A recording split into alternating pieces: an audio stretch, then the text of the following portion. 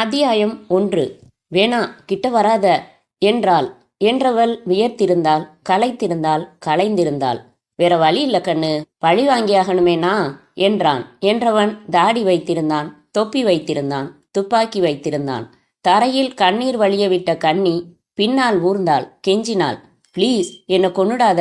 துப்பாக்கி முனையால் தாடியை சொரிந்து கொண்டு அவளை நோக்கி நகர்ந்தான். சொன்னான், என்ன செய்யறது, இது சித்திரகுப்தன் எழுதினதாச்சே. யமன் என்ன ஒரு கருவியாத்தான் பயன்படுத்துறான். சுட்டுடுறேன், வலிக்கும், கண்ணை முடிக்கம்மா. துப்பாக்கியை அவள் நெஞ்சுக்கு நேராய் உயர்த்தினான்.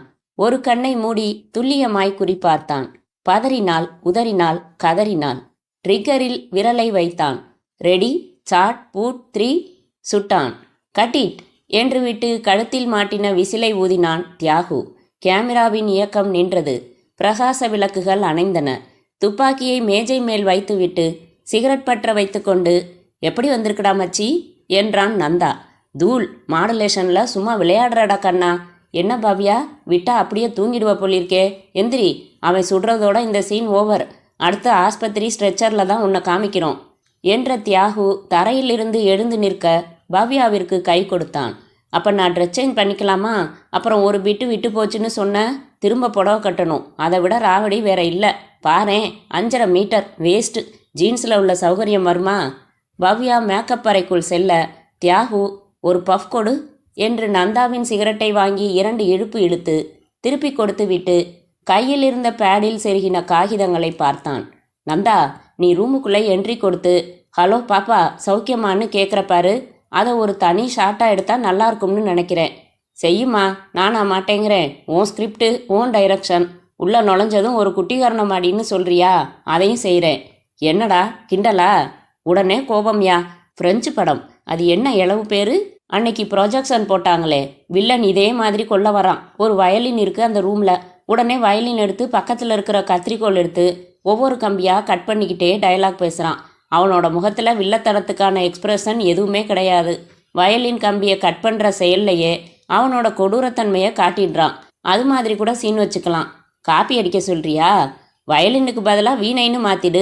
ப்ரொஃபஸர் கேட்டால் இன்ஸ்பிரேஷன்னு ஒரு வார்த்தை என்னத்துக்கு இருக்குது? ஏன் ஸ்கிரிப்ட் முடிஞ்சுது, இன்னும் 2 சீன் தான். இனிமேல் எதையும் சேர்க்க முடியாது. ஃபிலிம் தரமாட்டாங்க. உன் படத்தில் வச்சுடு. இப்போ அந்த என்ட்ரி ஷாட் மட்டும் எடுத்துடுறேன். டேய் கண்ணா, டேக் வாங்காதப்பா, தாடி நமங்குது. சொல்லு, என்ன செய்யணும்? முடிந்த சிகரெட்டை தூரமாய் சுண்டினான் நந்தா. ஆக்ஷனில் மாற்றமில்லை, அதே தான். பவ்யா கட்டிலில் உட்காந்து புக்கு படிச்சுக்கிட்டு இருக்கா. நீ கதவை படார்னு திறந்துக்கிட்டு உள்ளே வந்து ஸ்டைலாக நிற்கிற. ஹலோ பாப்பா சௌக்கியமாங்கிற, அவ்வளவுதான். இரு பீட்டர். வாழைப்பழம் தின்று கொண்டு தன் நண்பனிடம் அரட்டை அடித்து கொண்டிருந்த பீட்டர் வந்தான். அவனிடம் ஷாட் கோணம் விளக்க பீட்டர் கேமராவையும் விளக்குகளையும் செட் செய்ய ஆரம்பிக்க, நந்தா 10 நிமிஷம் ஆகும், இரு இதோ வந்துட்டேன். தியாகு பவ்யா சென்ற மேக்கப் அறையை நோக்கி நடக்க, உன் ஆளுன்னாலும் கதவை தட்டிட்டு போடாமச்சி, அது 3வது மனுஷன் செய்கிற வேலை. தியாகு சடார் என்று கதவை தள்ளி உள்ளே வந்தான். ஹேய், என்ன திமிர் இது என்ற பவ்யா தன் முழுக்கை பனியனின் பட்டன்களை அணிந்து கொண்டிருந்தாள். ஜீன்ஸ் பேண்ட் அணிந்திருந்தாள். கீழே அவிழ்த்து போட்ட சேலை கிடந்தது. ஹெல்ப் பண்ணலாமேன்னு தான் வந்தேன் பவ். பவ்யாங்கிறது ரொம்ப பெரிய பேர் மாதிரி, அதையும் சுருக்கி பவ், நாய் குறைக்கிற மாதிரி இருக்கு. அப்படி கூப்பிடாத தியாகு. தியாகு அவள் முழுக்கை சட்டையின் கீழ் முனைகளை எடுத்து ஒரு பட்டனை பிரித்து முடிச்சு போட்டுவிட்டு பளீரென்று தெரிந்த இடுப்பில் கிள்ளி, முழுக்க மூடினா எப்படி? சன்லைட் பட்டாதான் தேகத்துக்கு நல்லது. அவ்வளவுதானா? ஷூட்டிங் முடிச்சிட்டியா? போகலாமா? இல்லடா, இன்னும் ஒரே ஒரு ஷாட். அரை மணியில் புறப்பட்டுடலாம். மியூசிக் ப்ரோக்ராம் எத்தனை மணிக்கு? 7. அப்பா, அதுக்கு இப்போ என்ன, 5 தானே ஆகுது. அவள் கூந்தலை கொத்தாக உயரத்தில் பிடித்து கொஞ்சம் கொஞ்சமாக விடுவித்தான். முன்னால் எரிந்த விளக்கொலியில் செம்பட்டையாய் மின்னின. சும்மா இரு, சிக்காயிடும் தலை. என்ன மீசை இது, மாப்போசி மாதிரி. கொஞ்சம் ட்ரிம் பண்ணு தியாகு. இரு, நானே பண்ணி விடுறேன். தன் மேக்கப் பாக்ஸ் திறந்து சின்ன கத்திரிக்கோள் எடுத்தாள். கதவை தட்டினான் நந்தா. எவ்ரிதிங் ரெடி, வரியா? வெளியே வந்தான் தியாகு. 1 2 தியாகு? என்ன முத்தம்தான். பவ்யா கிட்ட வேற என்ன வாங்குவ? பவ்யா தன் கைப்பையுடன் வர, சொல்லு பவ்யா, எத்தனை? 1 2? தியாகு சொல்லிட்டான், நீ கணக்க மாத்திராத என்றான் நந்தா. ஏய் விடுடா, வா வேலையை பார்க்கலாம் என்றான் தியாகு. இரு, கேட்டுட்டு வந்துடுறேன். எதை கேட்குற நந்தா என்றாள் பவ்யா. விடு, ஒன்றுமில்ல. Evening music ப்ரோக்ராமா? கரடியாக நானும் வரட்டுமா? எத்தனை டிக்கெட் வாங்கின? டிக்கெட்டுக்கு பஞ்சம் இல்லை. 2000 ரூபாய்க்கு 20 டிக்கெட் விற்க சொல்லி என்கிட்ட கொடுத்தாங்க. இதுக்காக ஒவ்வொருத்தராக கெஞ்சணும், இல்லைன்னா கொஞ்சணும். ஏய் படவா என்று நந்தாவின் காதை திருகினாள். அதனால தானே 2000 கொடுத்துட்டேன். சீரியஸாக கேட்குறேன், வரியா நீயும்? தியாகு அப்புறமா என்னை திட்டுவான், ப்ரைவேசி போயிடுச்சும்மா. இல்லை நீயும் வா என்றான் தியாகு. ஸ்டேஜை பார்த்துக்கிட்டே இருப்பேன், திடீர்னு பக்கத்தில் உன் 2 கையும் என்ன செய்யுதுன்னு பார்ப்பேன், பரவாயில்லையா? சீ வா என்றாள் பவ்யா கைப்பையால் அவன் முதுகில் அடித்து. ரைட், எத்தனை மணிக்கு? 7. கலைவாணர் அரங்கம் தானே? இல்லைப்பா, மியூசிக் அகாடமி. ரைட், குளிச்சு ட்ரெஸ் மாற்றி உடனே வந்துடுறேன், வெளியிலேயே வெயிட் பண்ணுங்க. தியாகு, நான் புறப்படுறேன், வீட்டிலேயே இரு, நான் வந்து பிக்கப் பண்ணிக்கிறேன் உன்னை என்ற பவ்யா நடந்து தனது டயோட்டா வண்டியின் கதவு திறந்து அமர்ந்து கண்ணாடி இறக்கிவிட்டு ஸ்டார்ட் செய்து தியாகுவிற்கு ஒரு பறக்கும் முத்தம் அனுப்பிவிட்டு நகர்த்தினாள். அதை காற்றில் பிடிக்கப் போன தியாகுவின் கையை தட்டிவிட்டான் நந்தா. பிறகு தியாகு கீழே குனிந்து முத்தத்தை பொறுக்கி மண் ஊதி வாயில் போட்டு மென்று கொண்டே லைட்ஸ் ஆன் என்று கத்தினான். விளக்குகள் ஒளிர்ந்தன. இந்த கட்டத்தில் ஆளுக்கு ஒரு பேரா ஒதுக்கி அறிமுகம் செய்து வைத்து விடுகிறேன். அதன் பிறகு நீங்கள் மிச்ச ஷூட்டிங்கை பார்க்கலாம். பவ்யா 5.5 அடி புஷ்ப கொத்து. திலகா ஃபைனான்ஸ் கம்பெனிக்கு மொத்தம் 8 கிளைகள். சேர்மன் ஈஸ்வரன். பவ்யாவிற்கு திருமணமாகும் வரை ஈ என்கிற இனிசியல் கொடுத்திருப்பவர். வசிக்கிற பங்களாவை பல நாவல்களில் வர்ணித்தாயிற்று. காவல் நாய் சாப்பிடுவது இம்போர்ட்டட் பிஸ்கட் மட்டுமே. புரட்டாசி 17 ஒவ்வொரு வருடமும் அம்மாவுக்கு திவசம். ஒரு அண்ணன் லண்டனில் வியாபார படிப்பு. பவ்யாவுக்கு பிறந்த மறுநாளில் இருந்தே கலைத்துறையில் ஆர்வம். காஸ்ட்லி மீடியமான சினிமா டைரக்ட் செய்ய ஆசை.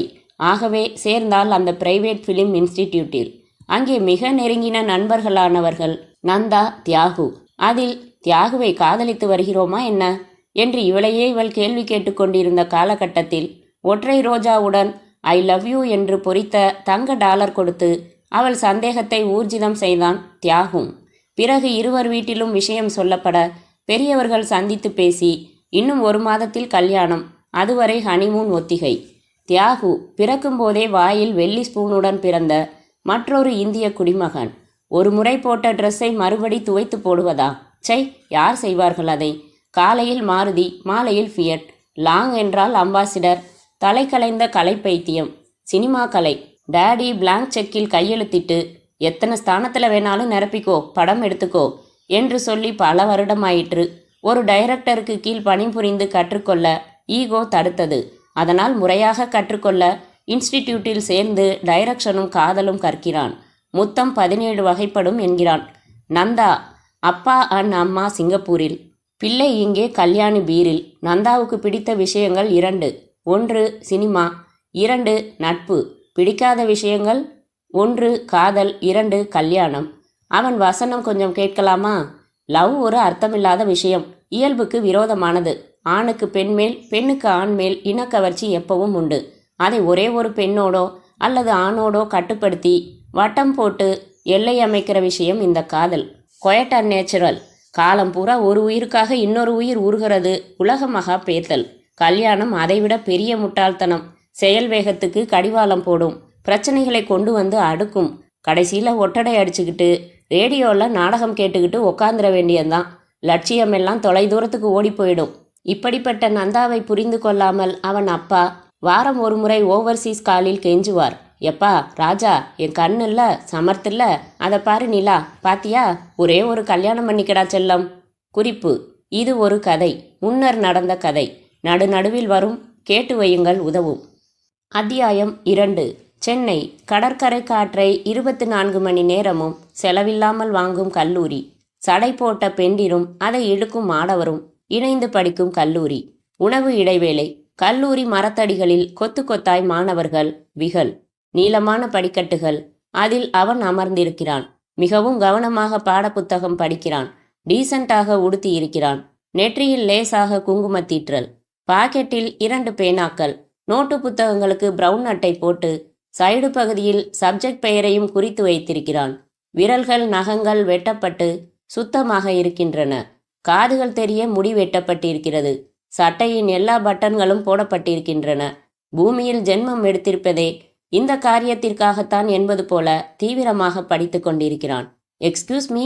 குரல், பெண் குரல், இனிய குரல். நிமிர்கிறான். அவள் நிற்கிறாள். கல்லூரி மாணவி. புன்சிரிப்புடன் நிற்கிறாள். சேலை அணிந்திருக்கிறாள், மிக நேர்த்தியாக. கொஞ்சமும் வயிறு தெரியவில்லை. மிக எளிமையாக அலங்கரித்து கொண்டிருக்கிற அவளை நிற்க வைத்து சுற்றிலும் சுவர் எழுப்பிவிட்டாள். அது கோவில். போன பிறவியில் புண்ணியம் செய்த புத்தகங்களை மார்பில் அணைத்து கொண்டு நிற்கிறாள். கேட்கிறாள், உங்க படிப்பை தொந்தரவு பண்ணிட்டேனா? என்ன விஷயம் சொல்லுங்க. அவன் குரலில் வழிசல் இல்லை. ஒரு கண்டக்டரின் அதிகாரம் இருந்தது. ஒரு அழகான பெண் வழிய வந்து பேசும்போது உடனே சப்ஜெக்டுக்கு வருபவன் அதிசயப்படத்தக்கவன். எனவே அதிசயப்படுங்கள். கவிதை போட்டியில் நீங்கள் வாசித்த கவிதை ரொம்ப நல்லா இருந்துச்சு, அதான் பாராட்டலாம்னு வந்தேன். ரொம்ப நன்றிங்க. அப்புறம்? இப்படி கத்தரித்தாள். எவள் அடுத்த நிமிடம் நிற்பாள். சரி, வேற ஒன்றும் இல்லை, வரேங்க. நகர்கிறாள். என்று விட்டு அவன் விட்ட வரியிலிருந்து பிசிக்ஸ் படிக்கிறான். பெயர் என்ன என்று கேட்டானா? உங்களுக்கும் கவிதை எழுத வருமா என்று விசாரித்தானா? உட்கார்ந்து பேசுங்களேன் என்றானா? காபி சாப்பிட்டு கொண்டே பேசுவோமா என்றானா? அட்லீஸ்ட் அவள் நகர்ந்ததும் நிமிர்ந்து போகிறவளின் பின் அழகையாவது பார்த்தானா? என்ன ஆசாமி இவன், உருப்படுவானா? அத்தியாயம் 3. நந்தா சட்டை போடாமல் லுங்கி மட்டும் கட்டியிருந்தான். ஈசி நாற்காலியில் சாய்ந்திருந்தான். எதிரே டெக்கில் ஆராய்ச்சியை மையமாக கொண்ட ஆங்கில படம் ஓடிக்கொண்டிருந்தது.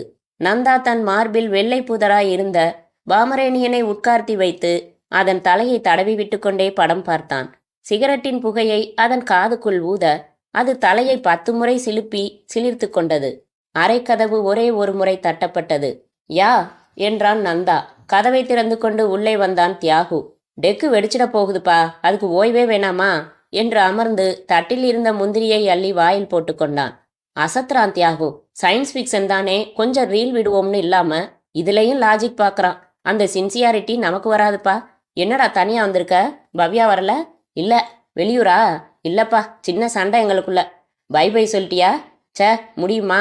அவ இல்லைன்னா செத்துடுவேன், சாவேன். ஒரு நல்ல டைரக்டரை எதிர்கால சினிமா இழந்துடுமேன்னு பார்க்குறேன். வழியாத. என்ன சண்டை?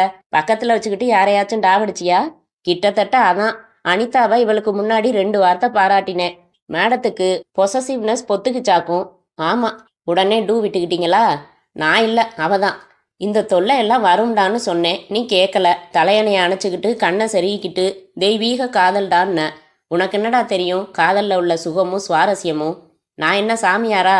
எனக்கு தெரியாதா? உங்களையே நீங்கள் ஏமாத்திக்காதீங்க. என் பாயிண்ட் ஆஃப் வியூவில் காதலிக்கிறவங்க எல்லாம் சிறகு பீக்கப்பட்ட வண்ணத்து பூச்சிகள். பார்க்க அழகு, ஆனால் ஊனம். நான் வரேன்ப்பா. ஒரு சேஞ்சுக்கு இங்கே வந்தா நீ இதையே மாசக்கணக்காக சொல்லி அறுக்கிற. எழுந்த தியாகுவின் கையை பிடித்து இழுத்து உட்கார வைத்தான் நந்தா. இப்போ என்னடா உன் பவ்யா கோபம் மாறணும்? ஆமாம், அவளோட பேசி 16 மணி நேரம் ஆச்சு. வழக்கமாக இந்த சிச்சுவேஷனில் ஒரு பாட்டு உண்டே, கையில் காலில் விழற மாதிரி கெஞ்சற மாதிரி. பாடி பார்த்துட்டியா? சரி, முறைக்காத. ஏதாச்சும் ஐடியா பண்ணலாம். பவ்யா எங்கே போ? வீட்டில் தானே? ஆமாம். அந்த ஃபோனை எடு. நந்தா ரிமோட்டில் டிவியை கழுவி விட்டு கர்ச்சீப் போட்டு ரிசீவரில் பேசினான் கரகரப்பாக. பவ்யா, உன் நலம் விரும்பி பேசுகிறேன். நலமா இருக்கியா? யார் நீ? அது முக்கியம் இல்லை, யார் அவன்னு கேளு. எதுக்கு கேட்கணும்? கேட்கலன்னா போ. தியாகு நந்தா ஊரில் இல்லைங்கிறதால அவன் வீட்டில் ரூமில் ஜாலியாக ஒருத்தியோட போய் பார்க்குறதும் பார்க்காததும் உன் இஷ்டம். போயும் இப்படிப்பட்ட ஒருத்தனை காதலிச்சியே, நான் அனுதாபப்படுறேன். நந்தா வீடு தெரியும்ல, போய் பாரு அந்த கூத்த. ரிசீவரை வைக்க பதறினான் தியாகு. என்னடா இதெல்லாம்? அவ ஏற்கனவே கோபமா இருக்கான்னு சொல்ற, நீ இன்னும் சூடேற்றி விடுற. சும்மா இரு, இதோ வரேன். 5 நிமிடத்தில் வந்தான் நந்தா. சேலை கட்டிய பெண்ணாய் மாராப்பை இழுத்து விட்டு கொண்டான். அறையின் கண்ணாடி ஜன்னல் அருகே சென்று திரையை விலக்கி பார்த்தான்.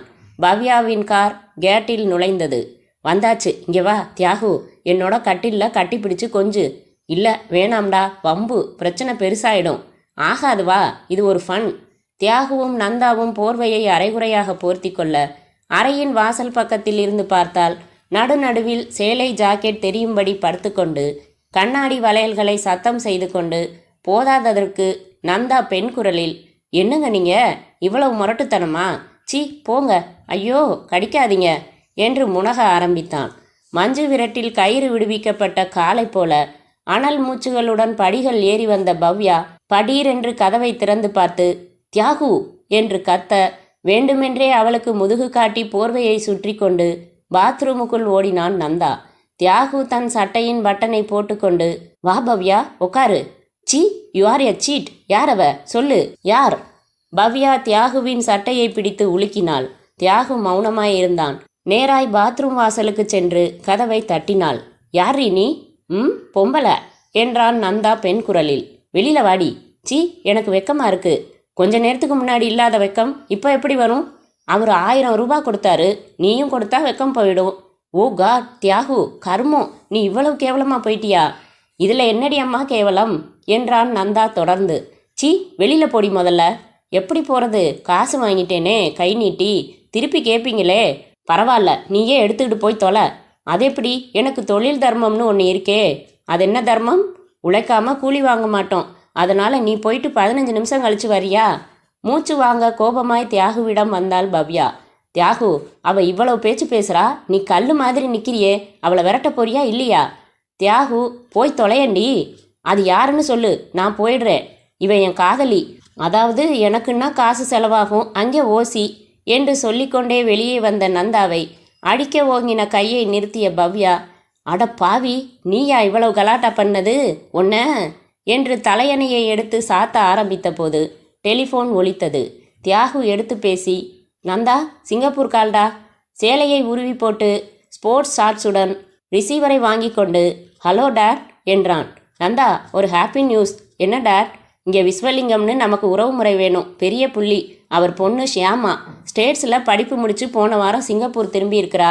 ஒரு பார்ட்டி கொடுத்தார் விஸ்வலிங்கம், அப்போ பார்த்தோம். பொண்ணு ரொம்ப பிரமாதம், உனக்கு அட்டகாசமான பொருத்தம்.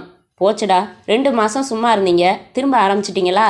சும்மா உளறிக்கிட்டு இருக்காத நந்தா, நானும் பொறுமையாக போகிறேன். அதை சோதிச்சு பார்க்காத. எல்லாத்துலேயும் விளையாட்டு பேச்சு கூடாது. உன்னை யாராச்சும் வற்புறுத்துறாங்களா? வா பாரு, பிடிச்சாதான் பேச்சு. இல்லை டாடி, நான் என்ன சொல்கிறேன்னா, நீ எதுவும் சொல்ல வேணாம். 2 நாளில் ஃப்ளைட் டிக்கெட் எடுத்துக்கிட்டு இங்கே வர. ஐயோ டாடி, நான் சொல்கிறத கேளுங்க. அந்த பொண்ணை நான் பார்க்க வேணாம், என்னால் கல்யாணம் பண்ணிக்க முடியாது. அதான் ஏன், ஒரு சரியான காரணம் சொல்லி ஏற்றுக்கிறேன். காரணம் தடுமாறினான். தன் சிந்தனையை ஃபோனில் விளக்குவதும் அப்பா புரிந்து கொள்வதும் இயலாத காரியம். காரணம் திடீரென்று ஒரு யோசனை பளிச்சிட்டது. எதிரே ஒருவர் கைகளை ஒருவர் பின்னி பிரித்து பேசி கொண்டிருந்த தியாகுவையும் பவ்யாவையும் பார்த்தான். சொல்லு நந்தா என்றார் அப்பா. அப்பா, நான் ஒரு பொண்ணை லவ் பண்ணுறேன். விவரமாக நாளைக்கே ஒரு லெட்டர் எழுதுறேன், வச்சிடுறேன். போனை வைத்ததும் இருவரும் பிடித்து கொண்டார்கள். அட பாவி, எங்களுக்கே தெரியாமலா? அட நீங்கள் வேற. இப்போதைக்கு அப்பாவோட ஏற்பாடுகளை நிறுத்தணும். வேற பொருத்தமான போய் தோணலை. அது சரி, நீங்கள் படம் விட்டுக்கிட்டாச்சா? வரீங்களா? கொஞ்ச நேரம் ஸ்னூக்கர் விளையாடலாம் என்றான் நந்தா உற்சாகமாக. அத்தியாயம் 4. கல்லூரியின் விடுதி. காலை நேரம். கல்லூரிக்கு புறப்படும் அவசரத்தில் மாணவர்கள். அவன் தன் அறையின் பூட்டை 3 முறை இழுத்து பார்த்து கொண்டு புறப்பட்ட போது, டேய், உனக்கு ஒரு லெட்டர். கொடுத்த நண்பன் போய்விட்டான். கவரில் அனுப்பியவர் விலாசமில்லை. பிரித்தான். உள்காகிதத்தை வெளியே இழுத்தபோது பாடமாகி போன ரோஜாப்பூ ஒன்று விழுந்தது. பதட்டமாக காகிதத்தை பிரித்தான். உங்களை எப்படி அழைப்பது? கவிஞரே எனட்டுமா? உங்கள் கவிதையில் உள்ள நயம் உங்களிடம் இல்லாமல் போனதன் காரணம் என்ன? உங்கள் கவிதை என்னை ஆட்டி படைத்ததன் விளைவாக எவ்வளவோ பேச எண்ணி உங்களை சந்தித்தேன். சட்டென்று பேச்சை முறித்தது ஏன்? நானாக வந்து பாராட்டினது தவறா? பெண் உரிமை பற்றி கவி பாடிய நண்பரே, மனதில் எழுந்த பாராட்டுகளை மனமாற வெளியிடுவது தகாத செயலா? உங்கள் குணம் அப்படி இருக்கலாம். ஆனால் போட்டியில் வென்ற உங்கள் கவிதையை என் நோட்டில் எழுதி வைத்துள்ளேன். அதை தினம் படிக்கிறேன், ரசிக்கிறேன். என் எண்ணங்களை பகிர்ந்து கொள்ள துடிக்கிறேன். ஆனால் முகம் கொடுத்து நீங்கள் பேச மாட்டீர்கள். ஆகவே உங்களை தொந்தரவு செய்ய மாட்டேன். அனைத்து கல்லூரி கவிதை போட்டியில் கலந்து கொள்ளப் போகிற நீங்கள்தான் முதல் பரிசு வாங்குவீர்கள். என் அட்வான்ஸ் வாழ்த்துக்களை இந்த பூ மூலமாக தெரிவிக்கிறேன். உங்கள் முன்னேற்றத்தில் மகிழ்வடையும், உங்கள் சிந்தனையை ரசிக்கும், உங்கள் சுருங்கிக் கொள்ளும் குணத்தை மட்டும் வெறுக்கும் ரசிகை. அந்த கடிதம் அவனை என்னவோ செய்தது. கீழே விழுந்திருந்த வாடின ரோஜாவை எடுத்து புத்தகத்திற்குள் வைத்து கொண்டான். அன்றைக்கு முழுக்க அந்த கடிதத்தை மனம் திருட்டுத்தனமாக 12 முறை படிக்க தூண்டியது. கேள்வி கேட்டது. அவள் பெயர் என்னவாயிருக்கும்? என்ன சப்ஜெக்ட் படிக்கிறாள்? எத்தனையாவது வருடம்? அத்தியாயம் 5. வாகன சத்தங்கள் பாதிக்காத அமைதியான எக்ஸ்டென்ஷன் ஏரியாவில் அமைந்திருந்தது அந்த மருத்துவமனை. எனாமல் போர்டில் விவேகானந்தா மனநல மருத்துவமனை என்று வெள்ளை எழுத்துக்கள். சுவர்கள் இளம் நீல டிஸ்டம்பரில் தூய்மையாக இருந்தன. காம்பவுண்டின் உள் ஓரங்களில் வரிசையாக நெட்டிலிங்க மரங்கள். 3 பிளாக்குகளாக கட்டிடங்கள். ஃபியட் காரில் வந்து இறங்கினார் டாக்டர் விவேகானந்தன். ஒரு பொடியன் வந்து பெட்டி வாங்கி கொண்டான். தனது அறைக்கு நடந்தார். அறைக்கு வெளியில் வேறு டாக்டர்களின் விவர கடிதங்களுடன் 3 நோயாளிகளை அழைத்து வந்தவர்கள் காத்திருந்தார்கள். மூவரில் ஒருவன் சுழல்கிற ஃபேனை இமைக்காமல் பார்த்து கொண்டிருந்தான். மற்றொருவன் தரையில் குந்தி அமர்ந்து குளிர்வது போல முழங்கால்களை கட்டிக்கொண்டு, அதனால என்ன, போனா போகுது விட்டுடு. ஆனா படவா ராஸ்கோலு, பொய் மட்டும் சொல்லாதடா கபோதி, பாம்பு வந்து கொத்தும், பச்சை பச்சையா ரத்தம் துப்புவ. பொய் சொல்ல மாட்டேன்னு சொல்லுடா என் தங்கம், இல்லைன்னா நான் அழுவேன் என்று காற்றோடு பேசிக் கொண்டிருந்தான். மூன்றாவது நபர் தன் தலையில் சொரிந்து இல்லாத பேனை நசுக்கினான். வாயை உப்பலாக்கி 2 கன்னங்களையும் டொப் என்று கைகளால் குத்தி கொண்டு உடஞ்சு போச் என்றான். மறுபடி பேன் குத்தி வாயை உப்பலாக்க விவேகானந்தன் தன் குளிர் அறைக்குள் வந்தார். விசாலமான அறை, நீளமான மேஜை, மருத்துவ உபகரணங்கள், டெலிஃபோன், பேப்பர் கனம் வைக்கப்பட்ட அன்று வந்த கடிதங்கள். விவேகானந்தன் சுழல் நாற்காலியில் அமர்ந்து முதல் காரியமாக மனைவி சொல்லிவிட்டதை மறக்காமல் சமையல் கேஸுக்கு ஃபோன் செய்து சொன்னார். கடிதங்களை எடுத்து அனுப்பியவர் முகவரியை பார்த்து கொண்டு வந்தார். ஒரு குறிப்பிட்ட கடிதத்தை முதலில் பிரித்தார், படித்தார். மேஜை மேல் இருந்த அழைப்பு மணிக்கான பித்தானை அழுத்தினார். வெளியில் மணி ஒலித்தது. பையன் உள்ளே வந்தான். வினோதினியை வர சொல்லு. யூனிஃபார்ம் அணிந்த நர்ஸ் வினோதினி வந்தாள். Good morning doctor. Good morning. Tamilselvan மாமாவுக்கு லெட்டர் போட்டிருந்தோம்ல, பதில் போட்டிருக்காரு. 4 நாளில் வரோம்னு எழுதியிருக்காங்க. அவனோட பில் தயார் செய்ய சொல்லிடு. டிஸ்சார்ஜுக்கான ஏற்பாடுகளை செஞ்சுடு. அவனை நான் கூப்பிட்டேன்னு வர சொல்லு. சரி டாக்டர். வினோதினி அலுவலக அறைக்கு வந்து அங்கிருந்த கிளார்க்கிடம் பில் தயாரிக்க சொல்லிவிட்டு பி பிளாக்கிற்கு நடந்தாள். தனித்தனி அறைகள், கதவில்லாத ஜன்னல்கள், உள்புறம் தாழ்பால் இல்லாத கதவுகள். குறிப்பிட்ட அறை முன் நின்றாள். கதவு திறந்தே இருந்தது. உள்ளே தமிழ்செல்வன் தரையில் அமர்ந்து பேப்பர் படித்து கொண்டிருந்தான். தமிழ்செல்வன்? அவன் நிமிரவில்லை. மீண்டும் அழைத்த பின் நிமிர்ந்தான். கூப்பிட்டீங்களா சிஸ்டர்? தமிழ்செல்வன் காட்டன் சட்டை போட்டிருந்தான். லுங்கி அணிந்திருந்தான். முகத்தில் அடர்த்தியாய் தாடி, மெல்லிய ஃப்ரேமில் கண்ணாடி, விழிகளில் எப்போதும் ஒரு கனவுத்தன்மை. உங்களை டிஸ்சார்ஜ் பண்ண போகிறோம் தெரியுமா? அவன் முகம் மலரவும் இல்லை, வாடவும் இல்லை. அப்படியே பார்த்தான். தான் பதில் சொல்ல வேண்டிய கேள்விகள் இல்லை போல. உங்களை தான் சொல்கிறேன் தமிழ்செல்வன். என்னையா என்றான். ஆமாம், 4 நாள் கழித்து உங்கள் மாமா வர்றாரு, அழைச்சிக்கிட்டு போக. சரி என்றான். நான் பேப்பர் படிக்கட்டுமா? டாக்டர் கூப்பிட்றாரு, போய் பேசிட்டு வந்து அப்புறம் படிங்க. அப்புறம் படிக்கட்டுமா? சரி என்று பேப்பரை மடக்கி வைத்து விட்டு சிரித்தான். எந்திரிங்க, டாக்டர் கூப்பிட்றாருன்னு சொன்னேனில்ல. சொன்னீங்களா? எந்த டாக்டர்? நம்ம டாக்டர் தான், வாங்க. அப்போ சரி என்று எழுந்து கொண்டான். தலை சீவிக்கணுமா? வேணா வாங்க. மாட்டேன், இருங்க சிஸ்டர், தலை சீவிக்கிறேன். சரி சீவிக்கங்க என்று பொறுமையாக காத்திருந்தாள். நான் சீவி விடட்டுமா? சி, எனக்கு வெக்கமாக இருக்கு, நானே சீவிக்கிறேன். சீப் எடுத்து சீவிக்கொண்டான். இந்த சட்டை நல்லா இருக்கா, வேற சட்டை போட்டுக்கவா? இந்த சட்டை தான் ஜம்முன்னு இருக்கு. அப்போ சரி. ஆமாம், எங்கே போகிறோம்? டாக்டரை பார்க்கத்தான். சரி சரி, சீக்கிரமாக போகணும் சிஸ்டர், இல்லைன்னா டாக்டர் கோவிச்சுக்குவாரு. ஆமாம், சீக்கிரமாக வாங்க. 2 பேரும் நடந்து டாக்டர் இருந்த கட்டிடத்திற்கு வந்தார்கள். தமிழ்செல்வன் வழியில் கடந்தவர்களுக்கு குட் மார்னிங் சொன்னான். இருவரும் டாக்டரின் அறைக்குள் வந்தார்கள். டாக்டர் ஒரு நோயாளியை கேள்விகள் கேட்டு பதில்களை டேப்பில் ரெக்கார்ட் செய்து கொண்டிருந்தவர். டேப்பை நிறுத்திவிட்டு இவள் பக்கம் திரும்பி, தமிழ்செல்வன் இப்படி வாங்க. குட் மார்னிங் டாக்டர் என்றான். வெரி குட் மார்னிங், உட்காருங்க. இந்த லெட்டர் கையெழுத்து வச்சு சொல்லுங்க பார்க்கலாம், யார் எழுதியிருக்காங்க? ஐ, என் மாமா என்றான் சற்றே ஆர்வமாய்.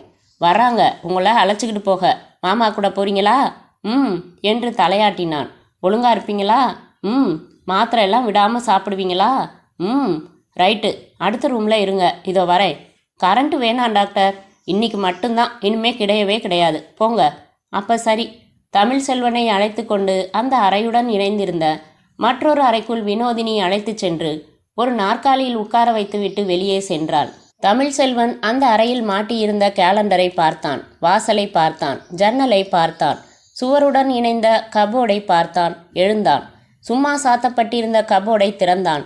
உள்ளே கிளவ் செட்டுகள் கொண்ட பாலித்தீன் உரைகள் 4-5 அடுக்கப்பட்டிருந்தன. அவற்றில் ஒரு கிளவ் செட்டை எடுத்தான் தமிழ்செல்வன்.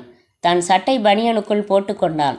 நல்ல பையனாக நாற்காலியில் அமர்ந்து கொண்டு வேடிக்கை பார்த்தான். அத்தியாயம் 6. கல்லூரியின் லைப்ரரி. புத்தகங்களின் பக்கங்கள் புரட்டப்படுகிற ஓசையை தவிர அமைதி. அவன் படித்து கொண்டிருக்கிறான், மிக ஆழ்ந்து. திடீரென்று அவனை கடந்து சென்ற சுகந்தமான வாசனையும் வளையலின் சத்தமும் அவன் கவனத்தை கலைத்து திரும்பி பார்க்க வைக்கின்றன. பார்த்தால் அவள் ரசிகை என கடிதம் எழுதியவள் ஒரு ஷெல்ஃபில் புத்தகம் ஒன்றை தேடிக்கொண்டிருக்கிறாள். இவனுக்குள் சஞ்சலம். போய் பேசலாமா? பாராட்டி கடிதம் எழுதியமைக்கு நன்றி சொல்லலாமா? இன்னொரு மனம் பேசாமல் உட்கார் என்றது. இதற்குள் இவனை திரும்பி பார்த்து விட்டாள் அவள். புருவங்களை உயர்த்தி ஆச்சரியம் காட்டினாள். இதழ்களை விரித்து மகிழ்ச்சி காட்டினாள். சட்டென்று ஒரு நாற்காலியில் அவள் அமர்ந்து தன் நோட்டு புத்தகத்தில் இருந்து ஒரு காகிதம் கிழித்து ஏதோ எழுதுவதை கவனித்தான் இவன். சில நிமிடங்களில் மீண்டும் சுகந்த வாசனை இவனை கடந்தது. இவன் திரும்பி பார்த்தபோது ஒரு கசக்கப்பட்ட காகிதத்தை இவன் அருகில் நழுவ விட்டுவிட்டு அவள் சென்றாள். இவன் வியர்த்து போனான். யாரும் தன்னை கவனிக்கவில்லை என்பதை உறுதி செய்து கொண்டு குனிந்து அதை எடுத்து சுருக்கம் நீக்கி தன் புத்தகத்திற்குள் வைத்து படித்தான். பார்த்தீர்களா, நான் வாழ்த்தினது போலவே அனைத்து கல்லூரி கவிதை போட்டியில் நீங்களே பரிசு பெற்றீர்கள். நேரில் பேசத்தான் உங்களுக்கு பிடிக்காது. இப்படி நான் கடிதம் மூலம் அவ்வப்போது என் பாராட்டுகளை சொல்வதில் உங்களுக்கு ஆட்சேபனை எதுவும் இல்லையே. பரிசு பெற்ற கவிதை வரிகள் முன்போலவே சிறப்பாய் இருந்தன. உங்கள் பேனா உதிர்க்கும் ஒவ்வொரு எழுத்தும் வைர எழுத்து. நாளை கனி தரும் மரமாக போகிற வீரியமிக்க விதைகள் அவை. என்றென்றும் இந்த ரசிகையின் பாராட்டுக்கள் உங்களுக்கு உண்டு. உங்கள் கவித்திறமையை பாராட்டி இந்த ரசிகை ஒரு எளிய பரிசு தர விரும்புகிறாள். தயவு செய்து அதை நீங்கள் ஏற்றுக்கொள்ள வேண்டும். உங்கள் வருகைக்காக கல்லூரி கேன்டீனில் அரை மணி நேரம் காத்திருப்பேன். வந்தால் இந்த ரசிகை மகிழ்வாள். வரவில்லை என்றால் நிச்சயம் வருத்தப்படுவாள். ஆனால் கோபப்பட மாட்டாள். என்றும் ரசிகையாகவே இருப்பாள் என்று எழுதியிருந்தது. அவன் யோசிக்கிறான். என்ன செய்யலாம்? போகலாமா வேண்டாமா? ஒரு பெண்ணுடன் பழக்கம் வைத்துக் கொள்வது சரியா? படிப்பின் கவனம் திசை தப்பும். நான் ஒரு IAS அதிகாரியாக வேண்டும் என்கிற லட்சியத்திற்கு இது போன்ற சபலங்கள் தடை போட்டு வருமோ? இதில் என்ன சபலம் இருக்கிறது? மென்மையான உணர்வே இல்லையா உனக்குள்? எவ்வளவு தூரம் கவிதைகளை ரசித்து எழுதுகிறாள். ஒரு மரியாதைக்கு கூட அதற்கு நன்றி சொல்லாமல் இருப்பது நாகரிகமா? இரண்டு மனங்களின் போராட்டத்தின் முடிவில் அவன் எழுந்து கேன்டீனை நோக்கி மெல்ல நடக்கிறான். அத்தியாயம் 7. பவ்யா தன் அறையில் ட்ரெஸ்ஸிங் மேஜைக்கு முன்னால் அமர்ந்திருந்தாள். அவள் முகத்திற்கு மட்டும் சின்ன ஃபேன் காற்று தெளித்தது. ஹேர் ட்ரையர் எடுத்து வயரை பிளக் பாயிண்டில் செருகி தன் கூந்தல் அலைகளுக்கு மேல் வெப்பக்காற்றை பொழிந்தாள். பிறகு ஃப்ரெஷ் செய்து 2 ரப்பர் பேண்டுகளில் அடக்கி முதுகில் விசிறினாள். எழுந்தாள். மீண்டும் பவுடர் ஒற்றி கொண்டாள். நாக்கை கீழுதட்டிற்கு பின்புறம் கொடுத்து லிப்ஸ்டிக் சீராக இருக்கிறதா என்றும் பார்த்து கொண்டாள். கைப்பை திறந்து பணம் இருப்பதை உறுதி செய்து கொண்டு வயலட் நிற மிடி உடைக்கு மேட்சாக வயலட் காலணிகளை அணிந்தாள். கார் சாவி எடுத்துக்கொண்டு கார்பெட் விரிக்கப்பட்ட படிகளில் தவி தவி இறங்கினாள். ஹாலில் சூட்கோட் போட்ட 2 பேருடன் பேசிக்கொண்டிருந்த அவள் டேடி ஈஸ்வரன் ஒலித்த போனை எடுத்து பேசி, பவ்யா, ஃபோன் ஃபார் யூ என்று கொடுத்துவிட்டு மை ஒன்லி டாட்டர் என்றார் அவர்களிடம். பவ்யா ரிசீவரை பொத்திக்கொண்டு அவர்களை பார்த்து ஹலோ என்றாள். பிறகு ரிசீவரில் பவ்யா என்றாள். பவ், நம்ம ப்ரோக்ராம் கேன்சல்டு.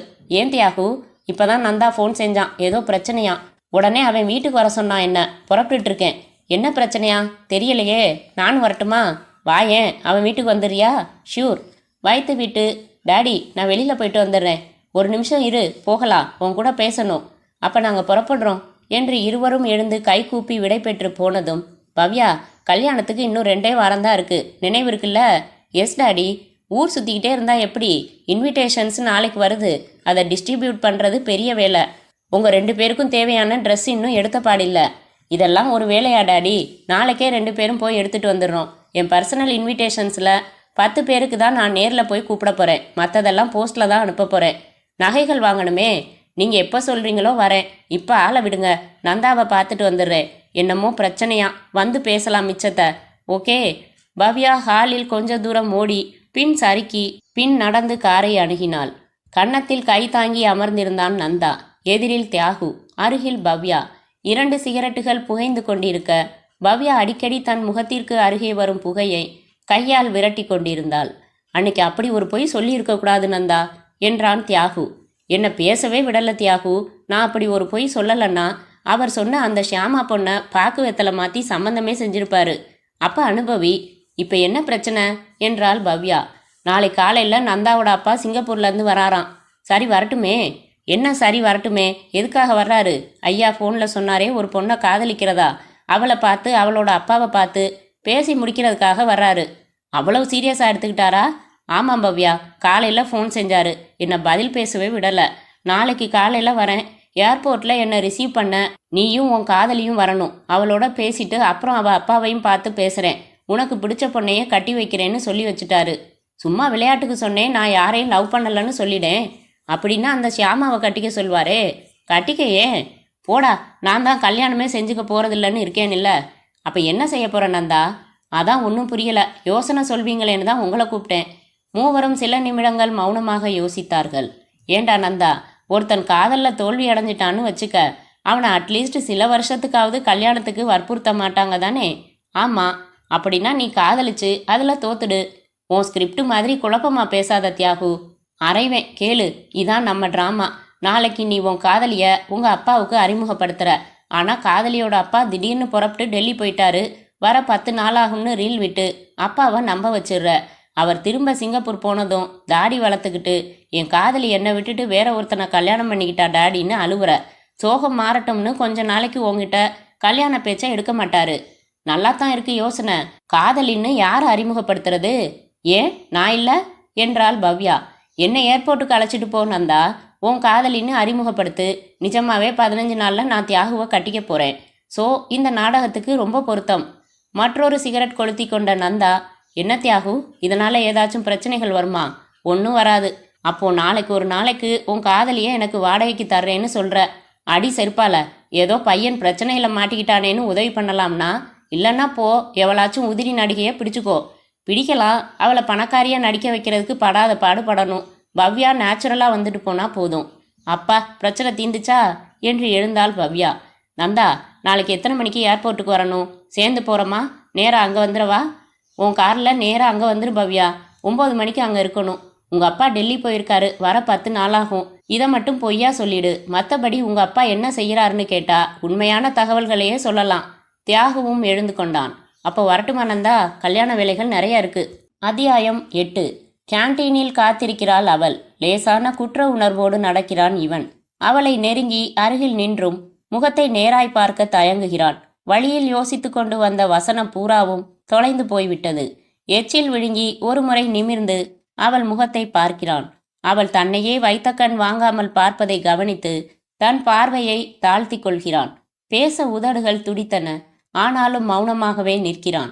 அவள் கைகளை கட்டிக்கொண்டு உதடுகளில் சிரிப்பு கொப்புளிக்க அவனை பார்த்தவள் திடீரென்று மொசைக் தரையில் மணிகள் சிந்தினதைப் போல சிரிக்கிறாள்.